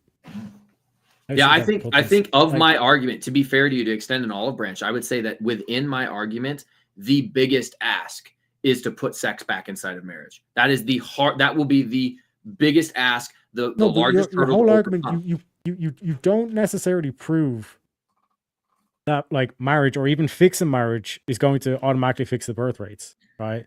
I mean, you're not even able to give that. Multiple statistics that you already said you conceded to, that the two things are greatly related. You even said, I grant you all of that. I concede to all of that. You can give all the statistics you want. So yes, sorry, marriage and the birth rate are intimately linked. These are about as highly correlated as you can possibly get. Marriage rates and but like for what sample size are you taking that from? There was U.S. Census Bureau data, so that would be the entire country. What time period are you taking that from? We looked between as far back marriages were tracked as 1890 to present day, and then birth rates were tracked from like 1949 to present day. Yeah, so like I said, you're taking 50s, 70s, somewhere in like 100-year period. That is all of the data we have. I can't get any more. We also have historical data from the Romans that I point towards. We also have the historical data from the Romans that I point towards. You're right. You're right. We have some data from you think that that's more accurate than the Census Bureau data we have from right now? Well, like I said, we have the historical accounts of what happened to Rome. Second Punic War. What happened to it? Where is it? That's what they imported in Aphrodite, and that's basically they combined it with Venus, and that's how they exploded. So, like I said, the Germans, point towards the barbarians at the gate burned it to the ground. They couldn't defend themselves. It fell apart. They lost their span of control. The empire doesn't exist anymore. Yeah. I'm going to give this 10 more minutes and then we're moving on. We'll close. Read super chats and over the panel. I can only handle so much of By the way, you didn't want her to read the super chat about how you're the 999th man in line for Bonnie Blue just before Destiny, but you let the other one come through. Come on. That was a funny super chat. I laughed at that one. I'm totally reading that one. But this is what I'm saying. Like the whole kind of like even like your argument like is shaky at best. But then, like I said, all I have to do is just provide the counter argument, which I did. How is it shaky at best? This is what the whole debate was supposed to be on. Tell me how my argument is shaky at best. Where is the flaw? Yeah, because all I have to do is provide another example. Okay, so you have no qualms with the stats, everything you granted and conceded. All you're saying, like I said, I've already said that. Like I can grant your whole argument. Like it's a shaky argument at best. I'm telling. I'm just saying as a side note. Why is it a shaky argument? Yeah, because like I said, like I anticipate. I even said in my open, like I knew that you were going to go down this line, and hoping that's going to like break it down, then Tareyak. He has the affirmative. Your job would be to break his position down, but instead, all you've done was offer to Aphrodite baby brothel. Yeah. So what I'm saying is that like his whole kind of like strategy was that like I was going to bite the bullet on the marriage part of the prompt, but the prompt says we need to fix marriage to fix the birth rates, indicating that the only way to fix the birth rates is marriage. But what I'm saying is to disprove that claim, all I have to do is provide other ways to fix birth rates, and I've provided one with the Romans throughout history with Aphrodite, all this kind of shit. There's modern examples where we just take the polar opposite of whatever Planned Parenthood is. That's another solution. Take the polar opposite of whatever like Nala Ray is. That solution, I think that's what Michael Knowles' grand plan for Nala Ray is. But like we just take the polar opposites of what all this degeneracy that we see in society. That is an actual solution. Okay, yeah. So or multiple solutions. In my opening statement, that's what I'm saying. Like in terms of like the debate, it's like that's all I had to do. You picked the most interesting argument to advocate for. In my opening statement, I allowed for the fact that there are other variables that affect the birth rate. I even gave you some great examples you could have used. I think probably another major one would be financial and economic situations changing, but from the 1950s to where we're at right now. People could make the argument that health conditions, there's an obesity epidemic, there's microplastics, there's the other things that affect. I thought maybe you would go down some of these different routes. It's not that there aren't other variables that work on this problem. Why would I attack marriage? Why would I attack marriage in this debate? Because that's the topic of the debate. It's not the topic. The topic of the debate is fixing the birth rates. And you're saying your solution is marriage to fix the birth rates. So when you say why would I attack marriage? Because it's in the topic of the debate. Wait, did you really not understand the prompt? The prompt is we need to fix marriage to fix the birth rates. Yes, I think the problem is to fix the birth rates. Solution is to fix marriage. Yes. So I think you've only comprehended right now. Well, in order to win this debate, all I had to do is provide another solution. We had a healthy birth other than rate. marriage, which I did multiple times. At one point in time, we had a healthy birth rate in our country. What changed, Yeah. Tareyak? What happened? What was the birth rate? What was the birth rate? Over 2.1. We What can pull was up a historical data. I don't have it handy right now. I'd have to look it up, but I looked at Yeah, it we earlier. can. Yeah. The birth rate is healthy when it's 2.1 and higher. It has been consistently going Yep. down over the since it's been being tracked. It used to be Mhm. above 2.1. It has now gone beneath that line. What Yep. changed? Again, like I said, like this whole thing of like you want to bring up like charts, and I don't know if you've done charts and all this kind of shit, but like I've already kind of explained the whole kind of like rationale behind it. That like your premise is that you have to fix marriage to fix the birth rates. I'm saying no, you don't have to fix marriage to fix the birth rates. There's plenty of other like wacky solutions that like anybody can think of. Okay, right. And if we look at when the birth rate was fixed, marriage operated differently. What do you mean operation fixed? of marriage changed, and the culture around marriage changed, and birth rates declined. So would you want to live in Israel? No, Welcome I'm you. American. Shalom, brother. Shalom. Come to Israel. Israel 2.7 birth rate. Yes, and actually, this was a point I Yeah. didn't get to respond to because you were monologuing for a little bit, but you Yeah. brought up something. Israel, the only country Yeah. in the West that has a good birth rate. Why? Because they have a massively backed governmental program for in vitro fertilization. Shalom. Right? I think that you are correct. There are some solutions out there like tax breaks, like government-backed in vitro fertilization that could assist with the birth rate. But then you still have to overcome the fact that Sara brought up, which is women don't want to be single moms. Most men and most women express a preference to have children after being married. So you can give them all the tax breaks and all the IVF in the world, but if they aren't in a marriage, they're significantly less likely to intentionally have a child. And as Sara said, most of the time it's an oops. Nobody goes out to get knocked up. You don't oops your way into IVF, bro. And the sex is outside of marriage. A lot of the sex happening outside of marriages, and a lot of you just admitted that a lot of these births are outside of marriage, defeating your own argument, bro. That's what I'm saying. Your argument is shaky at best. Argue in good faith and accept the fact that there is other what is called exculpatory evidence that the births outside of marriage has exculpatory evidence. What the fuck are you talking about, man? You're shaking now. You're like, fuck, I don't know how to deal with this. Tareyak, do you know what I think it's clicked in your head. Yeah. No, do the whole spiel with the fancy words to make it sound like you're evidence? Yeah.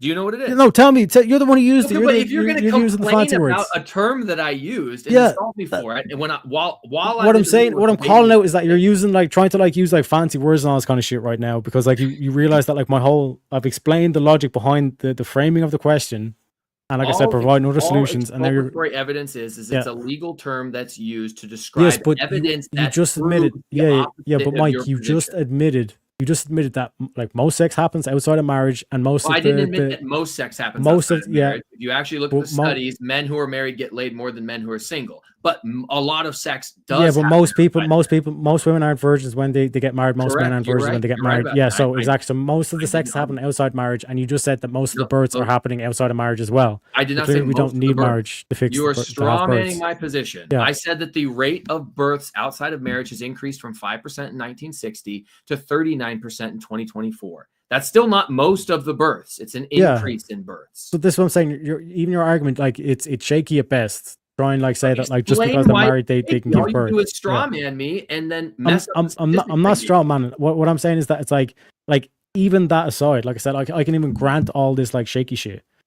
You still have to contend with the fact that the prompt was we need marriage to fix birth rates. Right. Which I was pointing out, even in your argument, you're not showing how birth rates and marriage are directly correlated. Just because you're married or you're having kids, there's no direct kind of thing. Just because everyone gets married, that we're all of a sudden everyone's fertile. You're all this saying kind of shit. I'm not proving how these two things are or how they're correlated. No, what I'm saying is that even if we ignore that, all I have to do in this debate is to show another method in which we can influence or promote birthing happen in society as a whole. Right. You never argued for how that would be a legitimate solution. You argued for you can get wacky with it. You can bring in Aphrodite, or you can just like I said, keep it very kind of like mundane and gray, like square building, okay, we're just gonna promote IVF and we're just gonna do propaganda, or you can get wacky with it, you know what I mean? Let's do Aphrodite. First. You brought up we'll take all the life out of okay, and you brought up the propaganda. Tell me how marriage fixes the problem. It's, you know what I'm saying? I was trying to put a bit of life into it, and then now it's just it's all gray. All you want, and if your goal is to come on here and try to be a comedian, then that is disregarding what the intent of the debate is. And you keep accusing me of this, but you need to go take a look in the mirror, my friend. All right, I'm calling it. Okay. Go ahead, Tareyak, and give your closing statement, please. So like I keep explaining the logic, right? There's a reason why this was phrased in a particular way, because it's saying that marriage is the solution to the birth rate crisis we find ourselves in. All I had to demonstrate was that no, there's plenty of other ways. And I had a bit of fun with it. Yeah, I brought in the ancient Greeks. We had a bit of fun. We brought up the sex cult. I'd highly recommend everybody look up like early statues of Aphrodite. Because Sarah's not going to be allowed to show it on screen. It's that graphic. Like the ancient Greeks were crazy, but like they had a lot of like good ideas, you know what I'm saying? Should we go full cult? Nah, like I said, I wouldn't be kind of like all for that. But in terms of like other solutions, like I said, in terms of the dynamic of the debate, all I have to do is to provide there's plenty of other solutions. Like I think taking whatever Planned Parenthood is and like reversing that into whatever the divine image would be, then like that's what's something that we should aim for as a society. With that, I yield my time. Sarah, how much time do I have? As much time as you want at this point. I don't even fucking care. All right, I'll try to go like 5 minutes or less. So, I mean, outside of Tareyak recommending that we all Google Aphrodite, but we can't look at it because it's too explicit. Thanks for sharing your private spank bank material, bro. That was definitely not a turn this debate I was expecting. I'll admit I was not expecting that one. My opponent failed to engage with any of my arguments, outright conceded all of my arguments at the beginning, said that he would grant me all the statistics and all of my arguments, and then at the end said it was shaky, but never ever explained how it was shaky.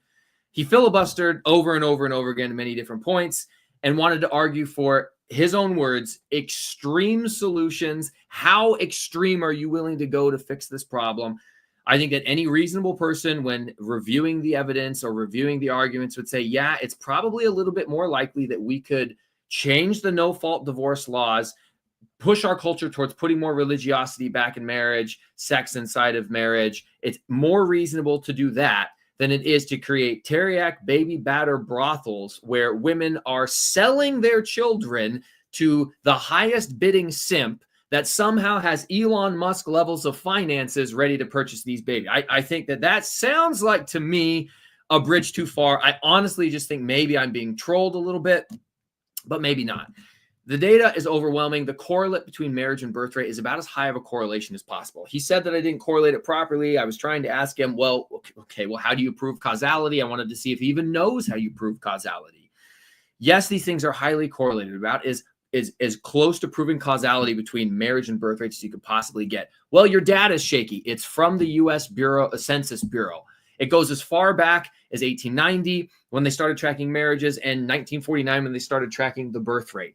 It counts for the entire country. This is about as comprehensive as a data packet as you could possibly look at for these numbers. They're easily available to everybody out there. He made a couple of good solutions to the birth rate problem. Solutions like, what if we were to create tax incentives? Or what if we were to mirror Israel, which has a robust IVF program? Well, those are great solutions that could be used presently, right now, immediately. I saw some people in the comments talking about we need something to immediately fix the issue.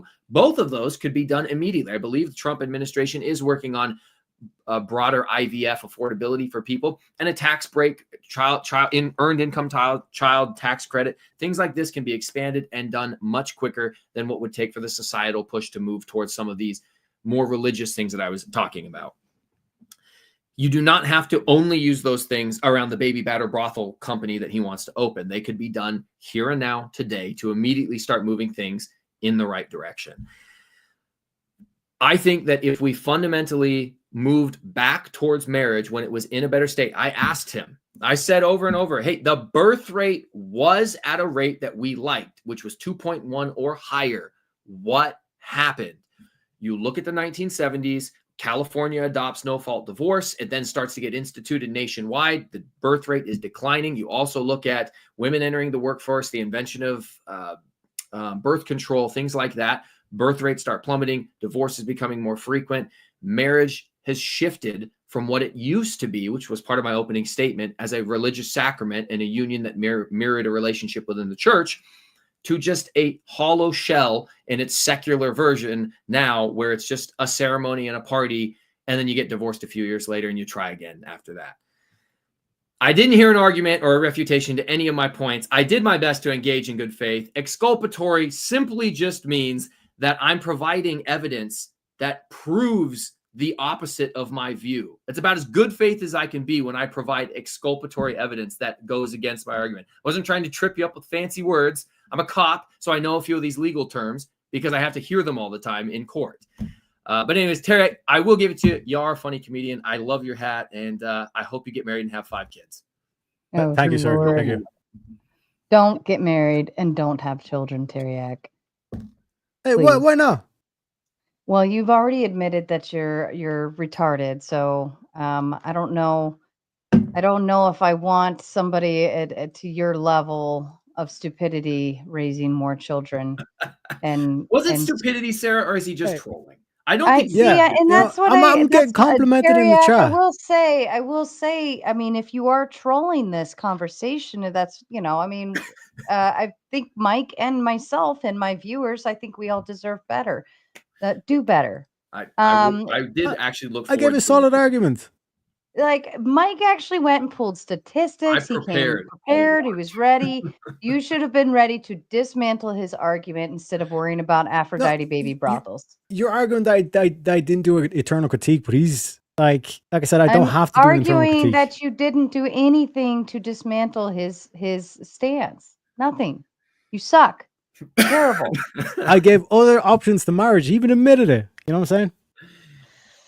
Chef Dylan in with the big 50. And ladies and gentlemen, I have dropped the open panel link into the chat. It is pinned at the top. If you'd like to join our baby brothel, I don't know, party of some sort, please feel free to start hopping backstage. Now I see you guys already popping in back there. I hope everybody comes in to dismantle Tareyak and tell him how stupid he is.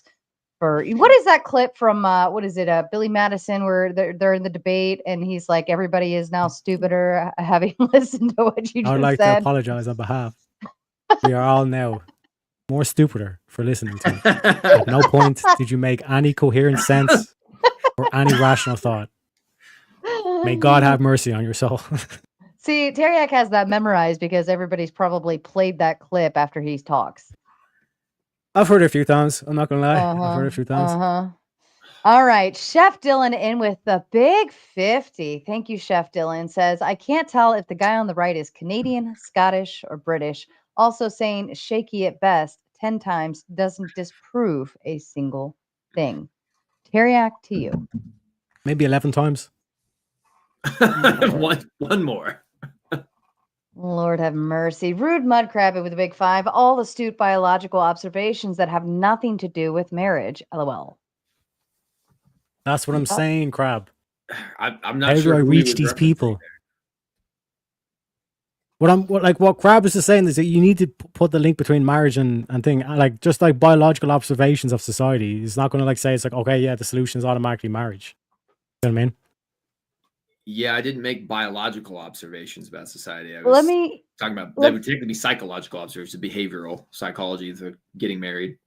Let me ask you this, Tareyak. If you could impregnate as many women as possible right now, I just throw 10 women at you and I say you can impregnate all of them and have 10 children with as or has as many children as you can have with those 10 women, would you do it? Don't know, man. 10. Kind of like the way I see it, it's like I don't understand why I need to get into a contractual relationship with a woman if all I really like want to put like forward is the kids. Like all I really kind of care about the kids. Like I can understand like people like not having to be like I said, like this whole kind of concept of my true love or the my soulmate or whatever the fuck. Do you know what I mean? Because like a lot of like women get into that kind of like mindset of like you're my soulmate and all this kind of stuff, where it's like realistically, if the problem is the birth rate, then it's like why are we bringing in marriage into this when we should just really focus and isolate on the birth rate and then focus on solutions from that? Because the mere idea that you even hesitated at the idea of even 10 children, and I said, would you like? You can make all the babies you want, doesn't matter. You just have to, and your hesitation is exactly why women don't want to go around getting knocked up by a bunch of random dudes. But to put you're in not going to perspective, take care of them. Yeah, like my parents had like 10 plus brothers and sisters. Mm-hmm. You know what I mean? So it's like, in terms of like having a lot of kids, like that's not a kind of a wild question for like me to kind of like think about, or kind of thing. Do you know what I mean? But what I'm saying is that it's merely the idea that, because the reason why women want the contract that comes with it, right? You love me, we're soulmates, you will be forever, is because that contract guarantees our safety and our children's safety, protection, providing all of these different things, because you will take on being the man of the house, right?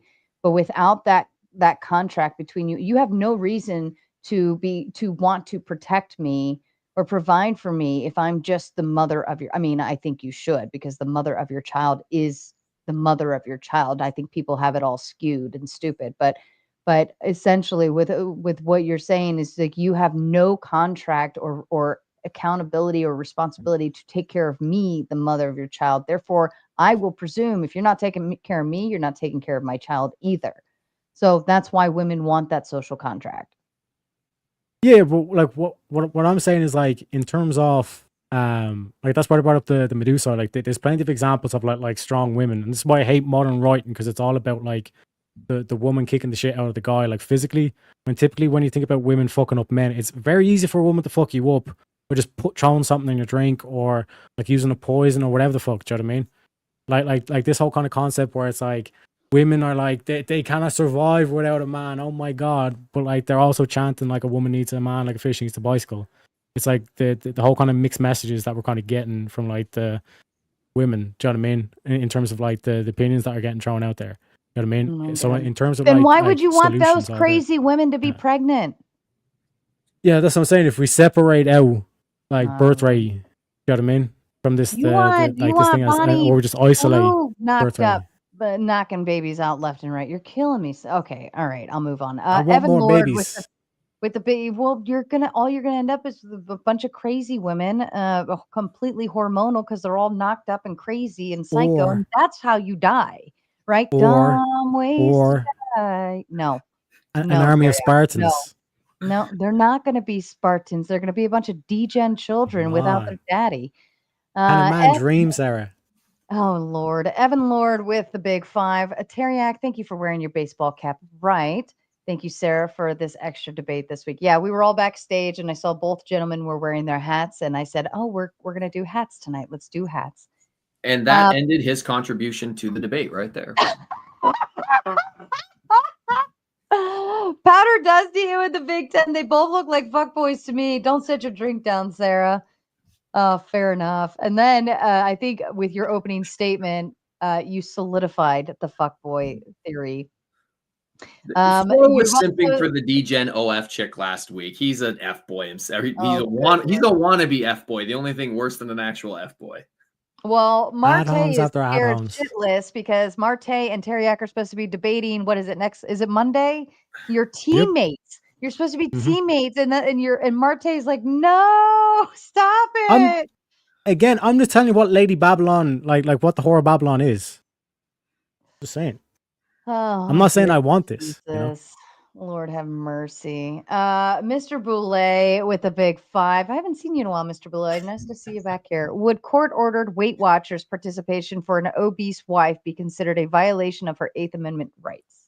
Yeah, and Tareyak, since you absolutely botched the founding of our country and our historical documents, the 8th Amendment is the right to not having cruel and unusual punishment used against you.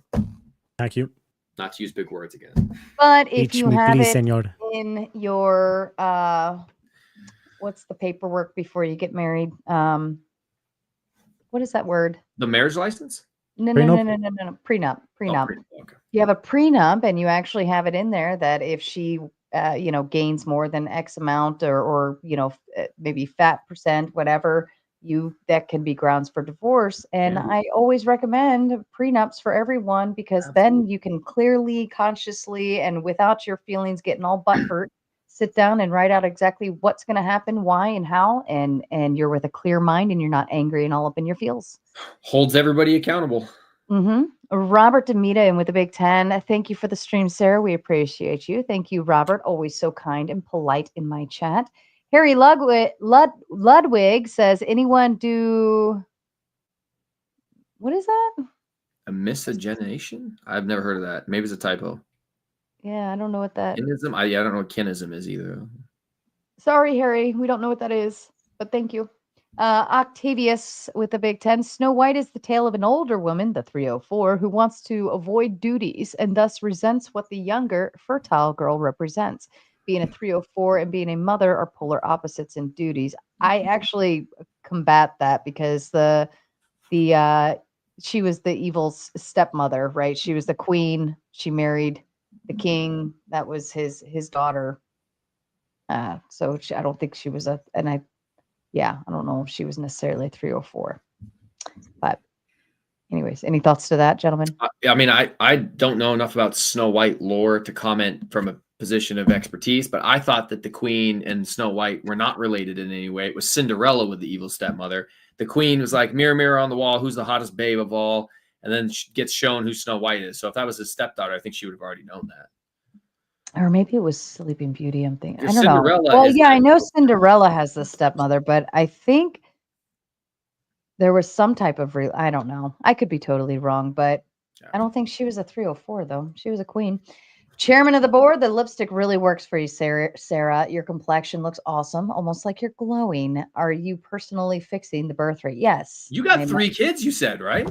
Well, one of them is a step. But yeah, I had my 2. I did my duty to society. I made 2 more of me. Super chat for Sarah, W woman. Super chat this panel host. She put up with the both of us and she sacrificed and gave birth twice. That's brutal. It is brutal without the what is that epidural? You did it naturally? Oh yeah. I don't like needles. I hate needles more than I and I'll bear that. I'll do it 10 more times without an epidural. Jason with the big 5 for the Irish guy to karaoke. Did you have to let it linger? Do you have to? Do you have to? Come on, you got this. I'm letting it linger.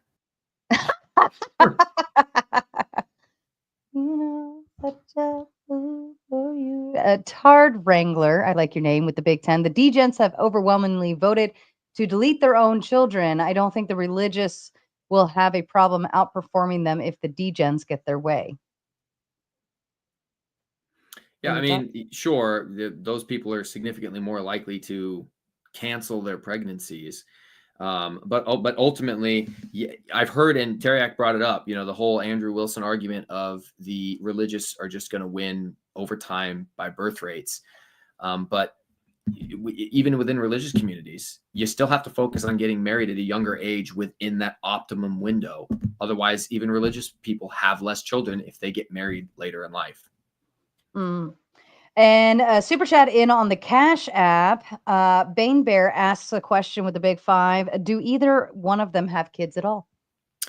I have a son. He's 8 years old, and I've got a baby that's due in less than a month. And she's going to do it naturally with no epidural as well. She'll love that part you just talked about. That's fair. Tareyak, you are. No, I don't have. I hope you don't. Yeah, I don't have kids. Not yet. Oh goodness. Just don't. Okay. It's Why okay. Mike will do double duty and he'll pop out 3 more just to compensate for the children I don't want you to have. If everybody could mimic my strategy, instead of trying to become an Elon Musk and farming out your baby producing duties, wait until you're in your 30s and financially established and find a chick 10 years younger than you. And that just works too. Just my advice. Worked for me. And I will say I was the chick that was more than 10 years younger. So it works out very well for everyone. Everybody's happy. Octavius with another 10 outcomes. Baby brothels or whatever would result in more single mothers and worse situations. Family units preserve value children. Tax exempt after 4 babies can apply to marriage as well. There you go. Tax incentive for that.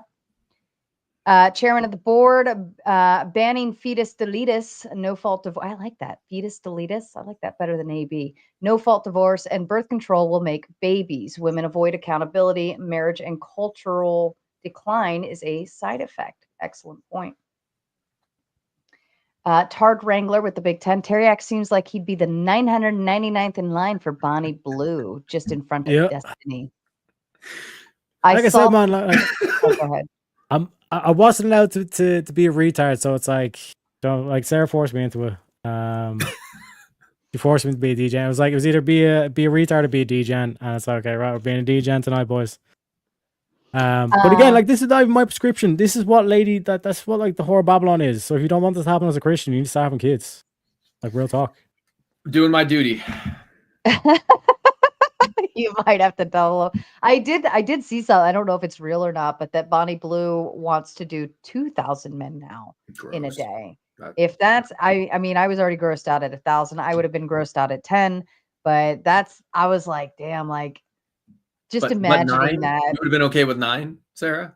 No. I mean, I said I was already grossed out at 10, right? We've already the amount of level of grossness can't get any worse. Yeah.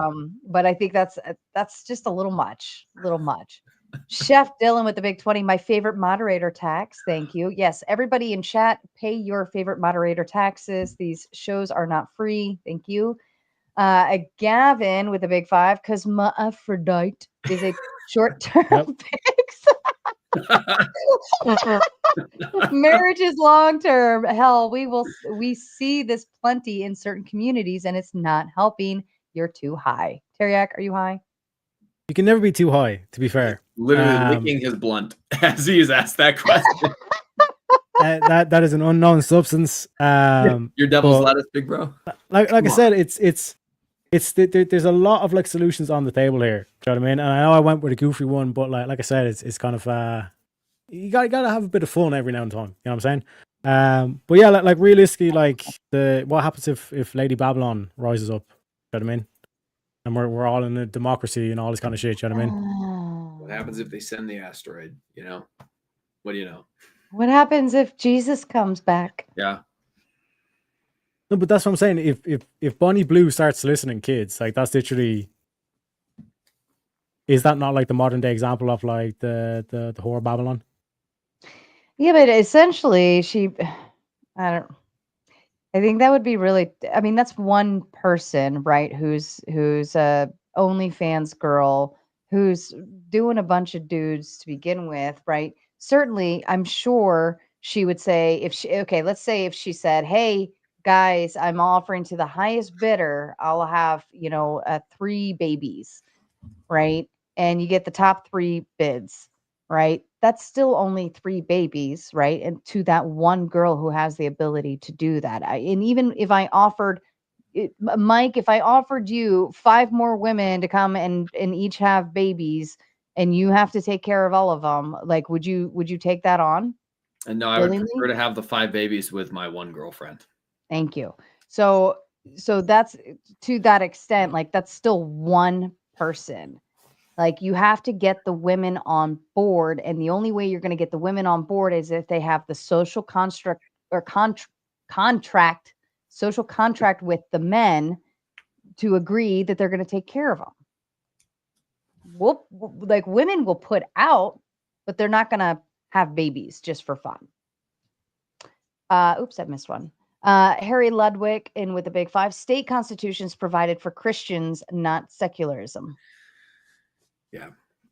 I love the hat, bro, but your understanding and knowledge of the founding of this country and what actually went into that, and whether or not all the founding fathers identified as atheist or secular versus religious or Christian. I mean, I'm sorry, you just don't know the history well enough. Who is the Statue of Liberty?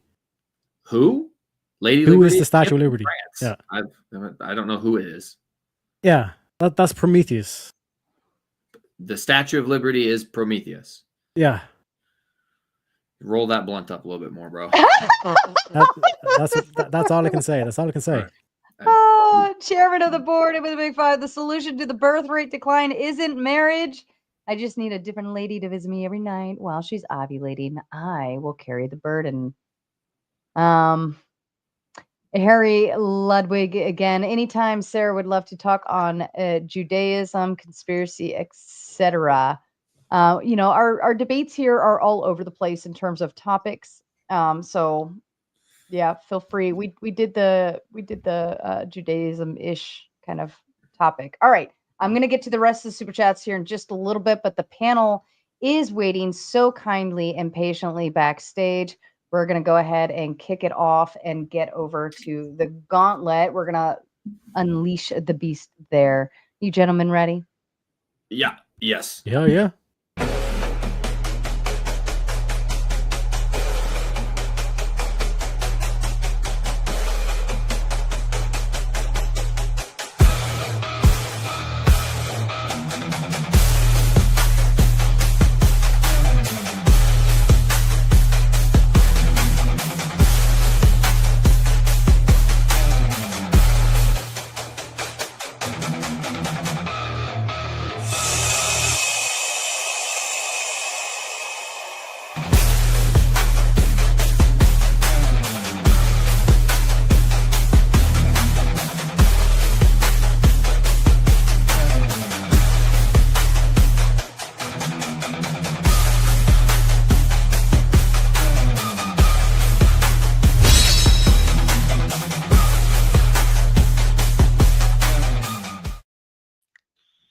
All right. I believe everybody that is here already knows the rules of the show and the panel and how we operate. And you know what, Evan? Nobody's in line backstage, so you can sit here and panel squat all night. I'm not even going to make you leave unless we start a line.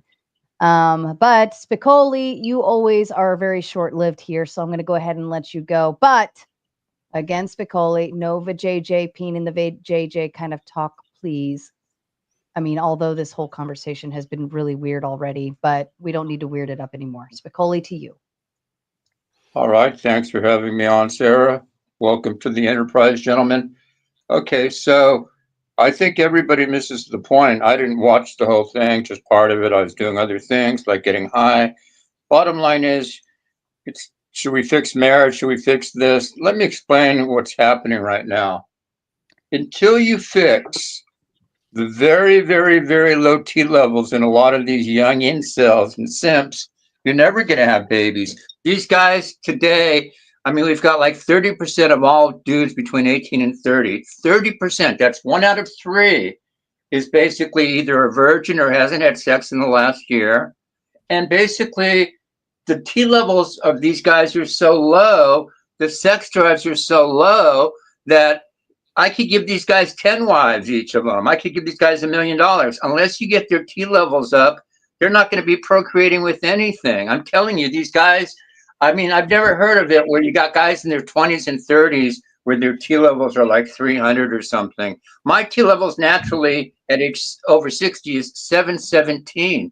Your T levels should be at least 600-700 minimum. What I'm saying is, you guys are just so... You've become so feminized, and women have become so masculinized now. Masculine, is that, I can't pronounce it. But what I'm saying is, I'm going to be blunt. There's just too many fucking soy boys out there. And a lot of it has to do with just the plastics and all the chemicals in the air and the food and in the environment. But also because they're being raised without daddy in the home.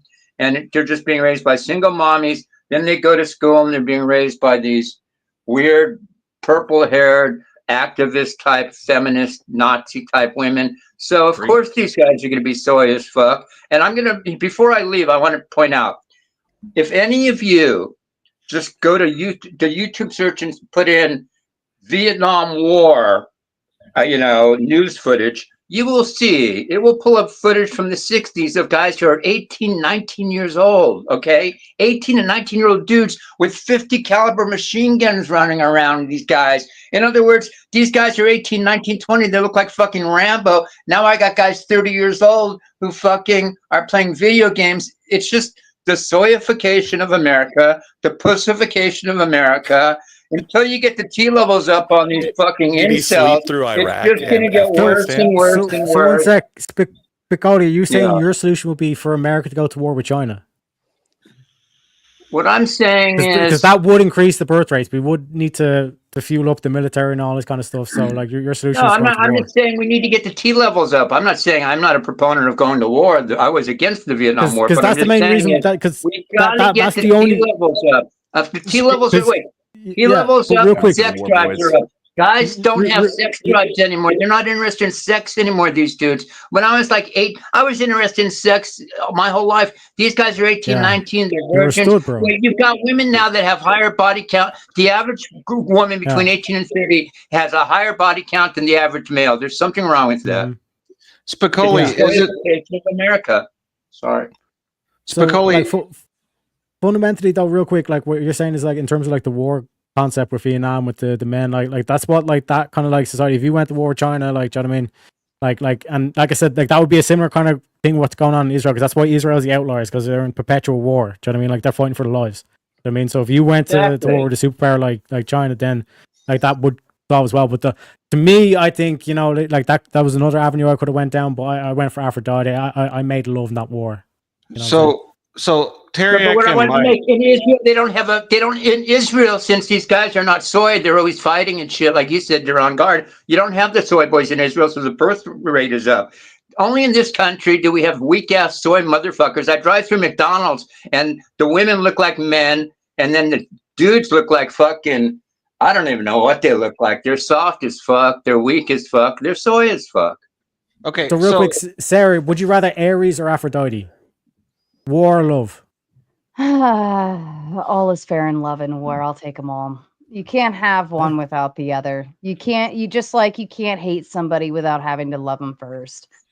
And you can't love something without having to hate something else in order have to hot without cold. Can't have war without peace. Yep. Tareyak. So I guess Monday, next Monday, I'm supposed to have a debate partner. After what I saw, can you just plead insanity so that way you can just hang in the back? I'll do a 2v1 if I have to.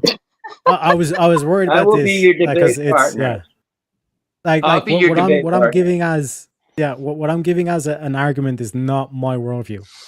Tareyak, I'm just gonna need you to sit in the back and just snipe for me while I do all the work, okay? Exactly. That's what I was saying to snipe. If you perform like you did today, this is just frightening. Yeah. But like I said, I'm all about solutions. I'm telling you, if you troll another debate, I will single-handedly fly all the way to wherever Leprechaun Town is and beat you with a sandal. Well, first of all, you gotta find me and my Lucky Charms, okay? And that's gonna be a whole ordeal.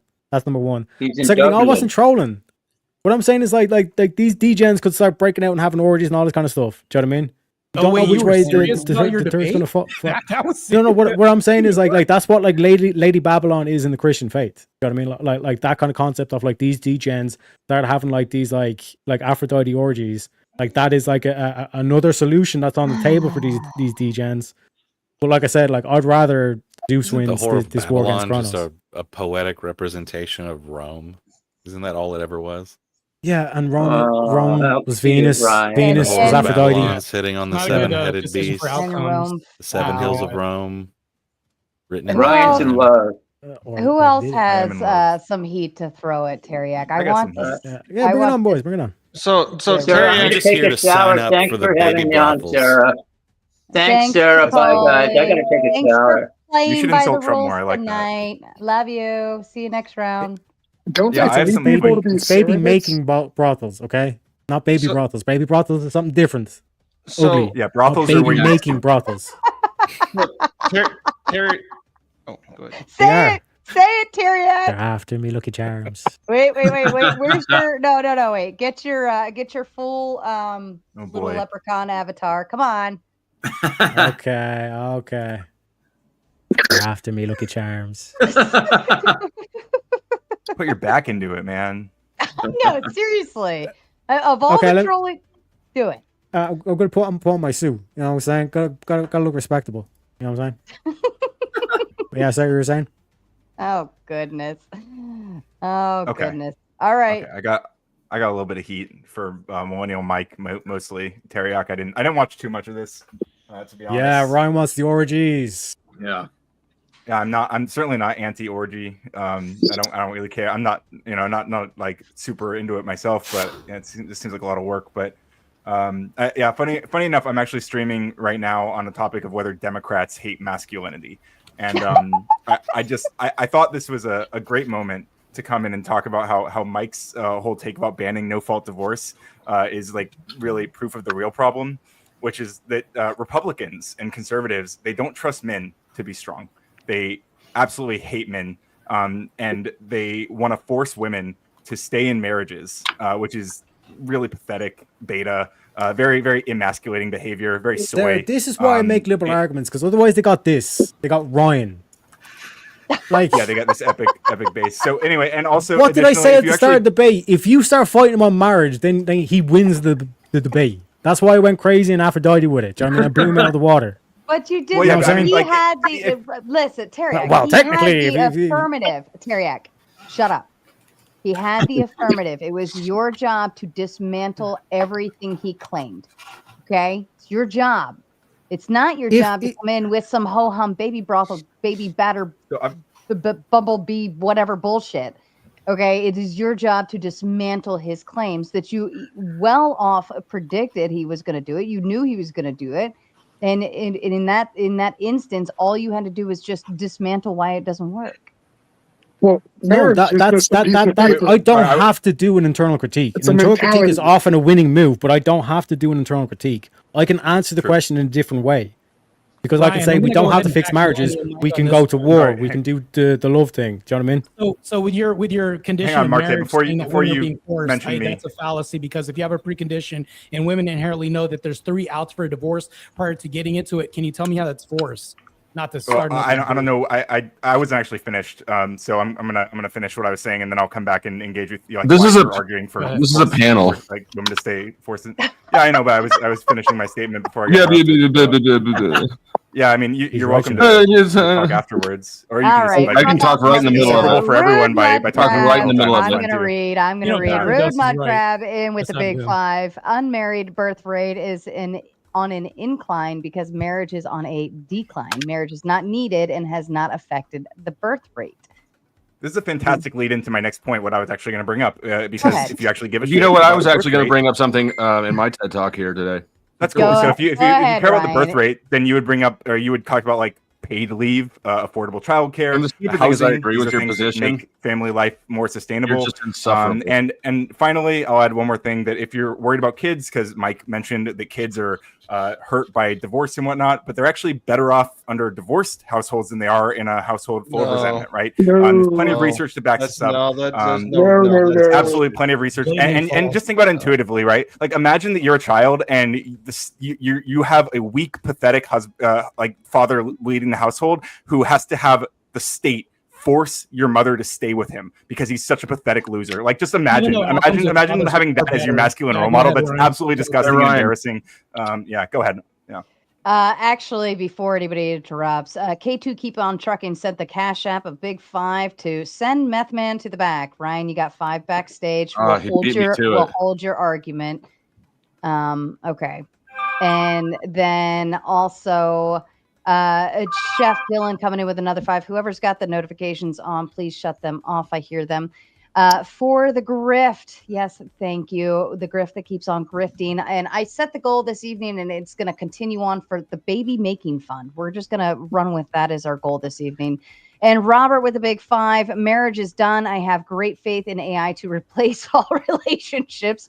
Robo wives for the win. And I believe Andrew Wilson and I actually had that conversation maybe like a month or so ago, where he made the whole argument for why this would work. Fatty in with his 10-month membership. Sara, shout out to Team Fatty and their raid earlier. Thank you so much. And he sends another 20 just to solidify his love for my show. And Nate in with the big 5. Prenups don't hold up a lot of time. It's too easy to challenge them. And I say you got shitty lawyers.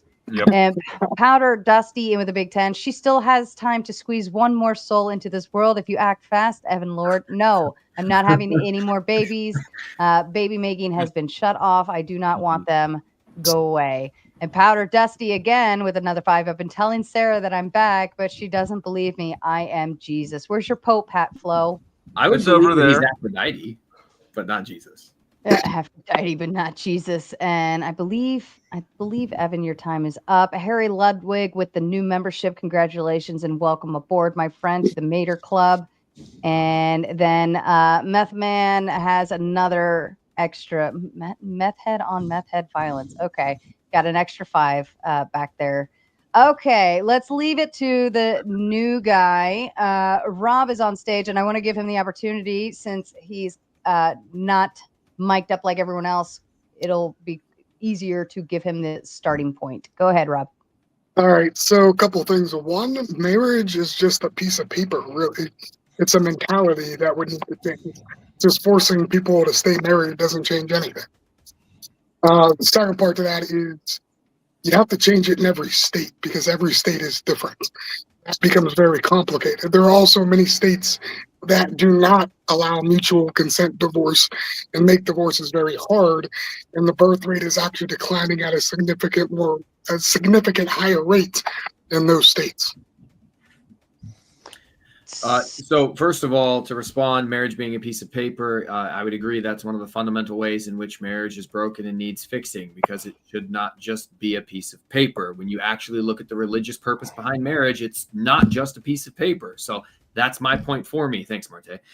And then your second argument that you would have to change it state by state. Sure, that's how laws are changed. That's how we got no-fault divorce. It started with California in 1970, and it's been slowly instituted nationwide. New York, I believe, was the last state to do it in 2010. So that's how any law is going to have to be facilitated through the country. You do it state by state. Sure, you could do an overarching federal legislation banning it. That's probably harder than just going state by state. I don't think that's an argument for why we can't change marriage policy. It was changed to what it is now. We can certainly change it back. Look what happened in Roe v. Wade when that started the 70s. Look what happened to Roe v. Wade now. It was overturned. So, and you actually bring up a good point, because if you consider abortions, and that did not become legalized, the birth rate wouldn't have declined at all. So if you actually look at the statistics from when abortion was legalized, the birth rate continuously declined. And if you add up the amount of abortions since then and put them back into the population, there is actually a growth in population. Well, I don't have the numbers in front of me to verify that, but I would certainly agree just on a conceptual basis that if fetus deletus was made illegal, we would have a higher birth rate. There's been something to the effect of, I believe, like 100 million abortions in just this country alone. So I would agree with you there. I don't have the 79 million. Yeah, something like that. Yeah. Rob, you make a great point, because that's why I was saying you need to take the polar opposite, because the polar opposite of Planned Parenthood is the divine motherhood. You get what I'm saying? So see the way how Planned Parenthood goes so hard. They're at every Democrat rally. You see them around every corner. They're all this advertisement, all this kind of shit. Like, you guys need to go equally as hard. You know what I'm saying? Because otherwise, it's going to be end times. So I would say that the issue with your view is that there's really no structure based off of just it being based off of growth population, right? Yours is based off of the enjoyment of the orgies and all of that, right? However, you could do all of that without it, right? So they actually have people that get paid to be surrogates, right? Surrogacy, so yeah, you exactly, could do something like that, and you're taking out all the stuff that's not actually intentionally for the growth of population. Yeah, like I said, like if you wanted to go like full extreme, like balls to the wall, you can have like group orgy sessions, and we all light a bit of incense and we get in the mood. And like I said, we have a hot dog stand, and Sarah's DJing. You know what I'm saying? Like something like that kind of going. Do you know what I'm saying? But like in terms of the main thing, like surrogacy, I think IVF was mentioned as well. Like there's a lot of like scientific ways to like I said, gray it out and like take the whole kind of like act out of it and all this kind of thing. But yeah, like you can like perfectly kind of like on board with like going like scientific with it and. I mean, IVF and surrogacy and shit like that, you know? Disproves the surrogacy claim. And I'll explain why. IVF means that woman is going to go through a series of injections to try to get her body back into the optimal range to have children hormonally and from a vitamin perspective in her body. It's a lot of injections. It's a lot of medicine. It's very difficult. If you know anybody who's been through IVF, it's not fun. It would be much easier for that mother and father to use a surrogate. Why does that woman specifically choose to do IVF? Because there's some maternal instinct or base desire to have your own children and then keep your own children, which is why I think that the idea of selling children probably isn't going to work out. Yeah, that's fucking weird, Tareyak. And it's not that surrogacy is wrong. I've been supportive people who are surrogates, but it's just an outlier example that most people don't want to participate in. That's why IVF is so popular. So I got a question for the Tareyak and Millennial Mike. Well, it's more of an observation, and I wanted to get your opinion of it. I view the birth rate decline and collapse issue as being something that is almost exactly like the climate change issue, because people assume a position where they are separate from nature and think that they have some sort of godlike power to control the natural homeostasis of the human population. The reality is that we're not in a total birth rate collapse. There are certain subcultures that are breeding and effectively repopulating. It's just the defective stock is not rebreeding and repopulating, which we want. And the economics of birth rate collapse is known. It's happened before, and what it'll do is increase poverty. And poverty is the number one indicator of birth rate. The more poor people we have, the more people we will have having birth. It's a self-solving problem. So crash the economy to save the birth rate? No, it will necessarily crash. We don't have an option. There's actually a mathematical formula. It's been proven over time, whether it's nature, animals, or human population, it will predict what will happen to the population. And there's never been a way around it. So the truth is we can argue about this all day long, but it's kind of outside of our control. Yeah, and that's why I said it was like climate change, because people assume godlike powers to be able to control the temperature of the planet when humans don't really have that kind of power. Yeah, well, I think that making the analogy that seeking societal change to move towards more family-oriented society versus trying to control the planet are different things. We probably don't have as much control over the planet as certain politicians would like us to believe, versus what we do have control over, our communities, the way that religion is practiced, the way that the society is formed. And your stock is good and your stock will breed. And that's a good thing, right? It's a good thing that your kind of people will breed and the degenerates won't. And that's my point. Y'all will be the ones that inherit the earth, and that's what will happen, because that's the natural order of things. But Anson, can I ask you, is this an Anson statement like when you just saw boobs, or is this an Anson political statement? This is an Anson. Put me in the room a little more. Yeah, so this is actually my worldview. Okay, I respect it. I respect it because you respect it then. But I've got one more response to his chairman of the board when he says, hey, poor people have more kids. You know what's funny, though? Poor people are also more religious, and religious people have more kids. So what came first, the chicken or the egg? Was it the poverty that made him have kids, or was it the fact that they're more religious made him have kids? I disagree, Mike. We know there's Mike. I don't agree with the question, and this is my worldview. Anson, don't agree with the question. I'm not allowed to ask. Yeah, because we know, Mike. If I know that there are like non-abstinence only sex ed programs, if there's more focus on health and sort of interpersonally relating to our health that can decrease, unplanned childbirths. Why would I then jump in and start talking about someone's wallet if that's not the best tool that I have in my toolkit? I feel like it's disrespectful to ask me to do that, especially as the person who was supposed to have prepared for this debate. Yeah, so I didn't bring up the economic demographics. That was chairman of the board who said poor people have more kids, and then I jokingly said crash the economy to save the birth rate. So it was a joke. Okay, my bad, dude. Right. That's all I got to say. I'm just kidding. Autism strikes again. And I just want to say on Cash App, K2 Keep On Trucking sent Nate. another 10 to keep a meth man longer in the back. I already added the time on. You got about 15 minutes left back there, Brian. Just so I feel like Evan got back up here awfully fucking quick. I looked at it. You better check yourself before you wreck yourself, Evan. No, his timer was right, I think. But it's not like he's saying anything. And also, shout out to yeah, but he's been mean mugging me all night. I'm gonna mean mug you if that means you're gonna spend money. Sarah, by the way, did you see someone saying the N-word in the chat? I just wanted to bring that up. You just interrupted the fuck out of her. I don't care. Someone's saying the N-word in her chat and no one says anything. Hey, whatever. Duck, we have mods that take care of that stuff. So you may see it over here on this side. Shut up for a second. Duck, shut the fuck up. All right. You might see it on this side, on the StreamYard side, but it's probably taken care of already on the actual YouTube side. It doesn't show on both ends like that. So, maybe check your amateur hour to the back for a minute, okay? So go away, Duck.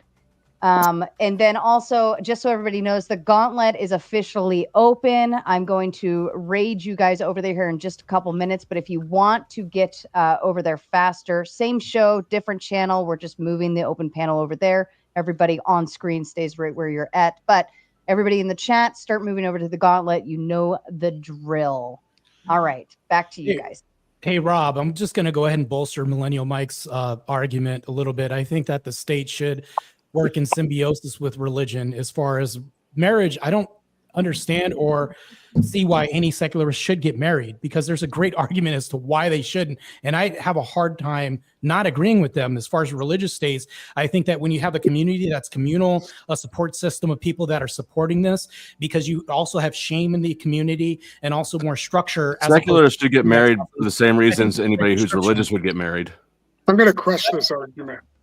I'm just saying it's a better prescription than secularism for sure. And I think if the state works in symbiosis with religion, I think that's a great recommendation. I get that you're a religious extremist, but the when you asked about marriage, the benefits of marriage is obvious. Marriage is universal. A civil union? How is that any different from marriage? I'm waiting to hear this. Well, are you considering marriage only something that happens within the confines of Christianity? Well, I'm saying, though, is within the confines of Christianity, it makes more sense. Because I said marriage and you said a civil union. So, yeah, if you the distinction that you're drawing is whether or not I believe in Jesus, right? Go ahead. I was speaking over you. What were you saying? The distinction that you're drawing between what counts as marriage and what doesn't count as marriage is Jesus. Is that correct? You're muted. Marte, you're muted, honey. You're talking about theosis, amongst other things, community, structure, tradition, way much more than that. So, but basically, it can be drummed down to Jesus. No, it's way more than that. I can't dumb a whole 2,000 years down to that. So if you think that you require religion to have community, which is what you seem to be implying, is that then we can actually dumb it down to Jesus. What I'm saying is tradition. What's the definition of tradition? Tradition's an experiment that's worked over time. If we use an experiment that's worked over time and it has been proven